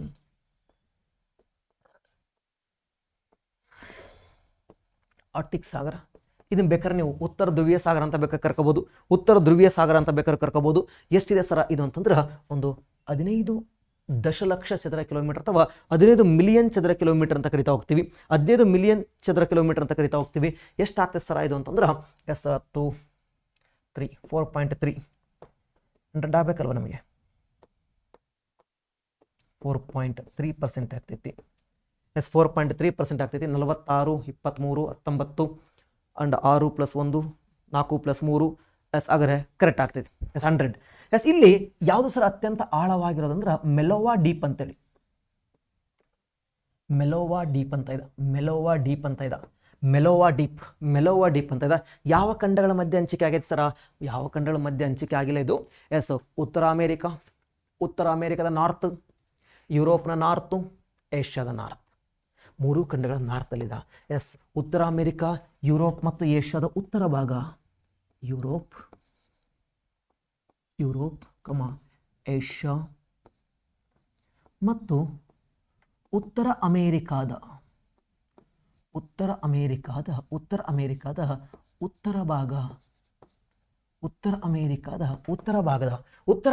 ಉತ್ತರ ಭಾಗದಲ್ಲಿ ಏನಾಗಿದೆ ಹಂಚಿಕೆ ಆಗಿರತಕ್ಕಂಥ. ಸೊ ಈ ಚಾರ್ಟನ್ನು ಇಲ್ಲಿ ಹಾಕಿದೀವಿ. ಇದ್ರ ಜೊತೆಗೆ ನಿಮ್ಗೆ ಹಂಗೆ ಸುಮ್ಮನೆ ಗೊತ್ತಾಗ್ಲಿ ಟೋಟಲ್ ಕೂಡಿಸ್ಕೊಳ್ರಿ.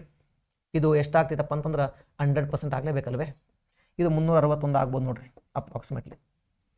ಹಿಂದೆ ಮುಂದೆ ಆಗ್ಬೋದು, ಇಲ್ಲ ಕರೆಕ್ಟ್ ಆಗುತ್ತೆ 361. ಇದ್ರ ಜೊತೆಗೆ ಹಂಗೆ ಇಲ್ಲಿ ಜಾಗ ಐತಲ್ವಾ, ನಿಮಗೆ ಜಾಗ ಇದ್ರೆ ಬರ್ಕೊಳ್ಳಿ, ಇಲ್ಲಂದ್ರೆ ಸೈಡಿಗೆ ಬರ್ಕೊಳ್ಳಿ. ನಾನು ಹಂಗೆ ಇಲ್ಲಿ ಸ್ವಲ್ಪ ಲವಣಾಂಶ ಅಂತ ಬರೆದು ಬಿಡ್ತೀನಿ. ಯಾವ್ಯಾವ ಸಾಗರದ ಎಷ್ಟೆಷ್ಟು ಲವಣಾಂಶ ಐತಿ ಅಂತೇಳಿ. ಆ ಲವಣಾಂಶ ಒಂದು ಪ್ರತ್ಯೇಕ ಚಾಪ್ಟರ್ ಮಾಡೋಣ ಅಂತ. ಇದು ಜಸ್ಟ್ ಸಿಂಪಲ್ ಕಂಪೇರ್ ಮಾಡ್ಕೊಳಕ್ಕೆ ಅನುಕೂಲ ಆಗ್ತೈತಿ ಅಂತ ಅಷ್ಟೇ. ಕಂಪೇರ್ ಮಾಡ್ಕೊಳಕ್ಕೆ ಅನುಕೂಲ ಆಗ್ತೈತಿ ಅಂತ ಇಲ್ಲಿ ಬರಿತಾ ಹೋಗ್ತೀನಿ. ಹಾಗಾದ್ರೆ ಪೆಸಿಫಿಕ್ ಸಾಗರದ ಎಷ್ಟು ಲವಣಾಂಶ ಐತಿ ಸರ್ ಅಂತಂದ್ರೆ ಪೆಸಿಫಿಕ್ ಸಾಗರದೊಳಗಡೆ ಎಷ್ಟು ಲವಣಾಂಶ ಐತಿ ಸರ್ ಅಂತಂದ್ರೆ ಹಾಗಾದ್ರೆ 3.5% ಐತ್ಕಂಡ್ರಿ.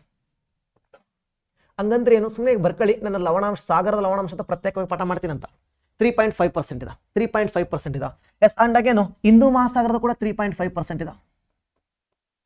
ಅಟ್ಲಾಂಟಿಕ್ ಸಾಗರದ 0% ಇದೆ. ಯಾಕೆ ಸರ್ 0%? ಪೂರ್ತಿ ಐಸಾಗಿರ್ತೈತಿ. ಇನ್ನು ಈ ಕಡೆ ಸೈಡ್ ಬರೋಣ. ಆರ್ಟಿಕ್ ಸಾಗರದ 0%, ಅಟ್ಲಾಂಟಿಕ್ ಸಾಗರದಾಗ 3.6% ಇದೆ. ಯಾಕೆ 3.6% ಇದೆ? ಹಂಗಂದ್ರೆ ಏನು, ಲವಣಾಂಶ ಅಂದ್ರೆ ಅಂತೇಳಿ ಅದಕ್ಕೆ ಮುಂದಿನ ಕ್ಲಾಸಲ್ಲಿ ಮಾತಾಡ್ತಾ ಹೋಗೋಣ ಅಂತ. ಈಗ ಜಸ್ಟ್ ಒಂದು ಪಾಯಿಂಟ್ ಗೊತ್ತಿರಲಿ ಅಷ್ಟೇ. ಏನಂತೇಳಿ ಅತ್ಯಂತ ಹೆಚ್ಚು ಲವಣಾಂಶ ಇರುವ ಸಾಗರ ಯಾವುದು? ಅಟ್ಲಾಂಟಿಕ್ ಸಾಗರ. ಯಾಕೆ? ಭಯಂಕರ ನದಿಗಳು ಬಂದು ಸೇರ್ತಾವ ಕಣ್ರಿ. ನಿಮ್ಮ ಜಗತ್ತಿನ ದೊಡ್ಡ ನದಿ ಅಮೆಜಾನ್ ಸೇರೋದು ಅಟ್ಲಾಂಟಿಕ್ ಸಾಗರವನ್ನು, ಜಗತ್ತಿನ ಉದ್ದವಾದ ನದಿ ನೈಲ್ ನದಿ ಸೇರುವುದು ಅಟ್ಲಾಂಟಿಕ್ ಸಾಗರವನ್ನು, ಜಗತ್ತಿನ ಆಳವಾದ ನದಿ ಕಾಂಗೋ ನದಿ ಸೇರುವುದು ಅಟ್ಲಾಂಟಿಕ್ ಸಾಗರವನ್ನು. ಬಹುತೇಕ ದೊಡ್ಡ ನದಿಗಳು ಅಟ್ಲಾಂಟಿಕ್ ಸಾಗರ ಸೇರ್ತಾವ. ಆ ನದಿಗೆಸಿಂದ ಉಪ್ಪು ಸೇರ್ಪಡೆ ಆಗ್ತಿರುತ್ತೆ ಅಷ್ಟೇ. ಸೊ ಹಾಗಾದ್ರೆ ಅತ್ಯಂತ ಹೆಚ್ಚು ಲವಣಾಂಶ ಇರೋದು ಯಾವುದಂದ್ರೆ ಅಟ್ಲಾಂಟಿಕ್ ಸಾಗರ. ಹಾಗಾದ್ರೆ ಅತಿ ಕಡಿಮೆ ಲವಣಾಂಶ ಯಾವುದು ಸರ್ ಅಂದ್ರೆ ಆರ್ಟಿಕ್, ಅಂಟಾರ್ಟಿಕ್. ಯಾಕೆ? ಲವಣಾಂಶನೇ ಇರಲ್ಲ, ಪೂರ್ತಿ ಏನಾಗಿರ್ತೈತಿ? ಐಸ್ ಆಗಿರ್ತೈತಿ, ಪೂರ್ತಿ ಹಿಮಗಡ್ಡೆ ಆಗಿರ್ತೈತಿ. ನಾನು ಇಲ್ಲಿ ಕಂಪೇರ್ ಮಾಡಿದ್ದೀನಿ ಅಷ್ಟೇ. ಯಾವ್ಯಾವ ಸಾಗರ ಎಷ್ಟೆಷ್ಟು ದೊಡ್ಡದೈತಿ, ಯಾವ್ಯಾವ ಸಾಗರ ಯಾವ ಖಂಡಗಳ ಮಧ್ಯೆ ಹಂಚಿಕೆ ಆಗೈತಿ, ಯಾವ ಸಾಗರಗಳಲ್ಲಿ ಅತ್ಯಂತ ಆಳವಾದ ಟ್ರಂಚಸ್ಗಳು ಯಾವುದು ಅಂತ. ನಿಮ್ಮ ಸಿವಿಲ್ PSI ಎಕ್ಸಾಮ್ಸಲ್ಲಿ ಈ ಮೂರನ್ನು ಕೇಳೋಣ. ಏನಂತೇಳಿ ಚಾಲೆಂಜರ್, ಮಿಲ್ವಾಯುಕಿ ಮತ್ತು ಜಾವಾ ಇವು ಏನು ಅಂತ ಪ್ರಶ್ನೆ ಕೇಳಿದ ಅನ್ಕೊಂಡ್ರೆ ಎಲ್ಲಿದಾವ ಅಂತ ಕೇಳಿಲ್ಲ, ಇವು ಏನು ಅಂತ ಕೇಳಿದನ 5 ಮಹಾಸಾಗರಗಳ ಆಳವಾದ ತಗ್ಗುಗಳು ಅಂತ ಗೊತ್ತಾಗಿದ್ರೆ ಸಾಕು. ಈಗ ನಮ್ಮ ಕೆಲಸ ಏನು ಗೊತ್ತಾ, ನಾನು ಇಷ್ಟ ತನಕ ನಿಮ್ಮ ಜೊತೆ ಪಾಠ ಮಾಡಿರೋದು ಕೇವಲ ಇಂಟ್ರೊಡಕ್ಷನ್, ಸಾಗರಗಳ ಬಗ್ಗೆ ಕನಿಷ್ಠ ಮಾಹಿತಿ ಅಷ್ಟೇ. ಈಗ ನಾವೇನು ಮಾಡೋಣ ಅಂದ್ರೆ ಒಂದೊಂದೇ ಸಾಗರವನ್ನು ಅಧ್ಯಯನ ಮಾಡ್ಕೊಳ್ತಾ ಹೋಗೋಣ, ಒಂದೊಂದೇ ಸಾಗರವನ್ನು ಅಧ್ಯಯನ ಮಾಡ್ಕೊಳ್ತಾ ಹೋಗೋಣ. ಜೊತೆ ಇನ್ನೊಂದು ಕಂಪೇರ್ ಮಾಡ್ಬೇಕಂದ್ರೆ ಇಲ್ಲಿ ಆಕಾರ ಅಂತ ಒಂದು ಬರೆದು ಬಿಡ್ತೀವಿ. ಯಾವ ಆಕಾರದಾಗ ಐತಿ ಸರ ಅಂತ, ಯಾವ ಆಕಾರದಾಗ ಐತಿ ಅಂದ್ರೆ ಇದು ಟ್ರಯಾಂಗಲ್ನಾಗ ಐತಿ, ಇದು ಎಸ್ ಆಕಾರದಾಗ ಐತಿ, ಇದು MRW ಆಕಾರದಾಗ ಐತಿ. ಇವೆರಡು ಐಸ್ ಇರ್ತಾವ, ಹಂಗ ನಾವು ಇಂಟು ಅಂತ ಬರೆಯಲ್ಲ. ಇವೆರಡು ಐಸ್ ಐತಿ, ಯಾವ ಆಕಾರ ಅಂತ ಹೇಳಕ್ಕಾಗಲ್ಲ. ಯಾಕೆ ಹೇಳಕ್ಕಾಗಲ್ಲ ಸರ? ಚಳಿಗಾಲದಾಗ ಐಸ್ ಜಾಸ್ತಿ ಆಗ್ತೈತಿ, ಬೇಸಿಗೆಗಾಲದಾಗ ಐಸ್ ಕರಗಿ ಏನಾಗ್ತೈತಿ, ನೀರು ಆಗ್ತೈತಿ, ಹೇಳಕ್ಕಾಗಲ್ಲ. ಹಾಗಾದ್ರೆ ಅದು ಟ್ರಯಾಂಗಲ್. ಯಾವುದು? Pacific ocean. ಎಸ್, ಇದು ಅಟ್ಲಾಂಟಿಕ್ ಎಸ್ ಆಕಾರ. ಅಟ್ಲಾಂಟಿಕ್ ನೋಡ್ರಿ ಎಸ್ ಆಕಾರ. ನೋಡ್ರಿ ಟ್ರಯಾಂಗಲ್, ಇದು ಟ್ರಯಾಂಗಲ್ ಹಿಂಗೆ ಬರ್ತಕೊಂಡ್ರಿ, ಹಿಂಗೆ ಬಂದು ಹಿಂಗೆ ಬರ್ತೈತಿ. ಈ ಕಡೆ ನೋಡ್ರಿ ಹಿಂಗೆ ಬರ್ತೈತಿ. 2 ಸಾಗರ ಕೂಡಿಸ್ಬೇಕು. ಇದನ್ನು ಭೂಮಿ ದುಂಡಗೈತಿ, ಹಿಂಗೆ ಕೂಡಿಸಿದ್ರೆ ಗೊತ್ತಾಗ್ತೈತೆ ಟ್ರಯಾಂಗಲ್ ಅಂತೇಳಿ. ಎಲ್ಲೈತಿ ಭೂಮಿ ನಮ್ದು? ಈ ಕಡೆ ಇದೆ ನೋಡ್ರಿ. ಐ ಥಿಂಕ್ ನಿಮಗೆ ಕಾಣಲ್ಲ ಅಂತ ಅನ್ಕೊಂತೀನಿ, ಬಹುಶಃ ಕಾಣಿಸ್ತೈತಾ? ನೋಡ್ರಿ ಇಲ್ಲಿ ಕೆಡ ಅಗಲ ಜಾಸ್ತಿ ಇದೆ, ಬರ್ತಾ ಬರ್ತಾ ಬರ್ತಾ ನೋಡ್ರಿ ಇಲ್ಲಿ ಕೂಡ್ಕೊಂತ ಐತಿ. I think I don't know, ಕಾಣಿಸ್ತಾ ಇಲ್ಲ ಗೊತ್ತಿಲ್ಲ. ಸ್ವಲ್ಪ ಹಂಗೆ ನೋಡಿ, ಇಲ್ಲಿ ಕೂಡಿಸ್ಕೊಳ್ತಾ ಇದೆ, ಇಲ್ಲಿ ಬರ್ತಾ ಬರ್ತಾ ಬರ್ತಾ ಏನಾಗ್ತದೆ, ಅಗಲ ಇದೆ. Yes, it's look like a triangle. Pacific ಸಾಗರ ನೋಡಕ್ಕೆ ಹೆಂಗೈತಪ್ಪ ಅಂದ್ರೆ ಟ್ರಯಾಂಗಲ್ ಶೇಪಲ್ಲಿ ಇದೆ. ಇದು ನೋಡ್ರಿ ಎಸ್ ಆಕಾರದಾಗಿದೆ. ಇದು ನೋಡ್ರಿ ಎಂ ಅಥವಾ W ಆಕಾರದಾಗಿದೆ. ಉಲ್ಟ ನೋಡಿದ್ರೆ W ಆಗ್ತೈತಿ, ಕರೆಕ್ಟ್ ನೋಡಿದ್ರೆ M ಆಗ್ತೈತಿ, ಮತ್ತು ಅಡ್ ನೋಡಿದ್ರೆ E ಆಗ್ತೈತಿ ಸರ ಅಂತ ಅನ್ನಕೋಬೇಡ. ಎಸ್, ಇದು ಸಾಗರಗಳ ಬಗ್ಗೆ ಕನಿಷ್ಠ ಪರಿಚಯ. ಹಾಗಾದರೆ ನಾವು ಮುಂದಿನ ಕ್ಲಾಸಲ್ಲಿ ಏನು ಮಾಡಬೇಕು ಗೊತ್ತಾ? ಮುಂದಿನ ಕ್ಲಾಸಲ್ಲಿ ಹಾಗಾದ್ರೆ ಒಂದೊಂದೇ ಸಾಗರವನ್ನು ಇಂಡಿವಿಜುವಲ್ ತಗೊಳ್ಳುವ. ಫಸ್ಟ್ ಯಾವ ತಗೊಳ್ಳೋ ಗೊತ್ತಾ? ಪೆಸಿಫಿಕ್ ಸಾಗರ. ಅದು ಎಕ್ಸಾಮಿಗೆ ಏನು ಇಂಪಾರ್ಟೆಂಟ್. ಇಷ್ಟ ತನಕ ನಾನು ಪಾಠ ಮಾಡಿರೋದು ಸಾಗರಗಳಲ್ಲ, ಸಾಗರಗಳನ್ನು ಜಸ್ಟ್ ಒಂದಕ್ಕೊಂದು ಕಂಪೇರ್ ಮಾಡಿದ್ದೀನಿ. ಈಗ ನಾವೇನು ಮಾಡೋಣ ಅಂದ್ರೆ ಒಂದೊಂದೇ ಸಾಗರವನ್ನು ಇಂಡಿವಿಜುವಲ್ ಆಗಿ ಸ್ಟಡಿ ಮಾಡ್ತಾ ಹೋಗುವ. ಸೊ ಮೊದಲನೇ ಸಾಗರ ಪೆಸಿಫಿಕ್ ಸಾಗರ, ಅದ್ರ ಬಗ್ಗೆ ಅಧ್ಯಯನ ಮಾಡ್ಕೊಳ್ಳುವ. ಆಮೇಲೆ ಇಂದು ಅಟ್ಲಾಂಟಿಕ್ ಸಾಗರ. ಇಲ್ಲಿನೂ ಭಾಳ ಹೇಳದೆ ಇಟ್ಕೊಂಡ್ರೆ ನಾವು ಅತ್ಯಂತ ಹೆಚ್ಚು ಜಲಮಾರ್ಗ ಸಾಗುವುದು ಯಾವ ಸಾಗರದ ಅಂತ ಕೇಳ್ತಾನ? ಅಟ್ಲಾಂಟಿಕ್ ಸಾಗರದಲ್ಲಿ. ಅತ್ಯಂತ ಹೆಚ್ಚು ಪರ್ವತಗಳು ಕಂಡುಬರುವುದು ಎಲ್ಲಿ ಅಂತ ಕೇಳ್ತಾನ? ದಕ್ಷಿಣ ಅಟ್ಲಾಂಟಿಕ್ ಸಾಗರದಲ್ಲಿ. ಎಸ್, ಅತ್ಯಂತ ದೊಡ್ಡ ದ್ವೀಪಗಳು ಇರುವುದು ಎಲ್ಲಿ ಅಂತ ಕೇಳ್ತಾನ? ಎಸ್, ಉತ್ತರ ಅಟ್ಲಾಂಟಿಕ್ ಸಾಗರದಲ್ಲಿ ನೋಡ್ರಿ, ಗ್ರೀನ್ಲ್ಯಾಂಡ್ ಅಂತೇಳಿ. ಹಾಗಾದ್ರೆ ಅತ್ಯಂತ ಹೆಚ್ಚು ಲವಣಾಂಶ ಇಲ್ಲೇ ಯಾಕೈತೆ ಅಂತ ಕೇಳ್ತಾ ಹೋಗ್ತಾನ. ಅತಿ ಹೆಚ್ಚು ಪರ್ವತಗಳು, ಸಾಗರದ ಕಡೆ ಪರ್ವತಗಳು ಎಲ್ಲಿದಾವ ಇಲ್ಲೇ ಕೇಳ್ತಾನ. ಅತಿ ಹೆಚ್ಚು ದ್ವೀಪ ಇರೋದಿಲ್ಲ ಅಂತ ಕೇಳ್ತಾನ ಇಲ್ಲಿ. ಅತಿ ಕಡಿಮೆ ದ್ವೀಪ ಇರೋದಿಲ್ಲ ಅಂತ ಕೇಳ್ತಾನ ಇಲ್ಲಿ. ನೋಡ್ರಿ ಯಾವ ದ್ವೀಪ ಕಾಣಿಸ್ತಾನೆ ಇಲ್ಲ. ಎಸ್, ಇದು ನನ್ನ ಇಂಡಿವಿಜುವಲ್ ಆಗಿ ಒಂದೊಂದೇ ಸಾಗರವನ್ನು ತಗೊಂಡು, ಎಸ್ ಫಸ್ಟ್ ಪೆಸಿಫಿಕ್ ಸಾಗರ, ಆಮೇಲೆ ಅಟ್ಲಾಂಟಿಕ್ ಸಾಗರ, ಆಮೇಲೆ ಹಿಂದೂ ಮಹಾಸಾಗರ ಅಂತ ತಗೊಂಡು ಆನಂತರ ನಾವು ಸಮುದ್ರಗಳು, ಕೊಲ್ಲಿಗಳು, ಕಾರಿಗಳು, ಜಲಸಂಧಿಗಳು ಎಲ್ಲ ಡೀಪಾಗಿ ಮಾತಾಡ್ಕೊಳ್ತಾ ಹೋಗೋಣ. ಸೊ ಒಂದೊಂದೇ ಕ್ಲಾಸನ್ನು ಹಂತವಾಗಿ ನಿಧಾನಕ್ಕೆ ಮುಗಿಸ್ಕೊಳ್ತಾ ಹೋಗೋಣ.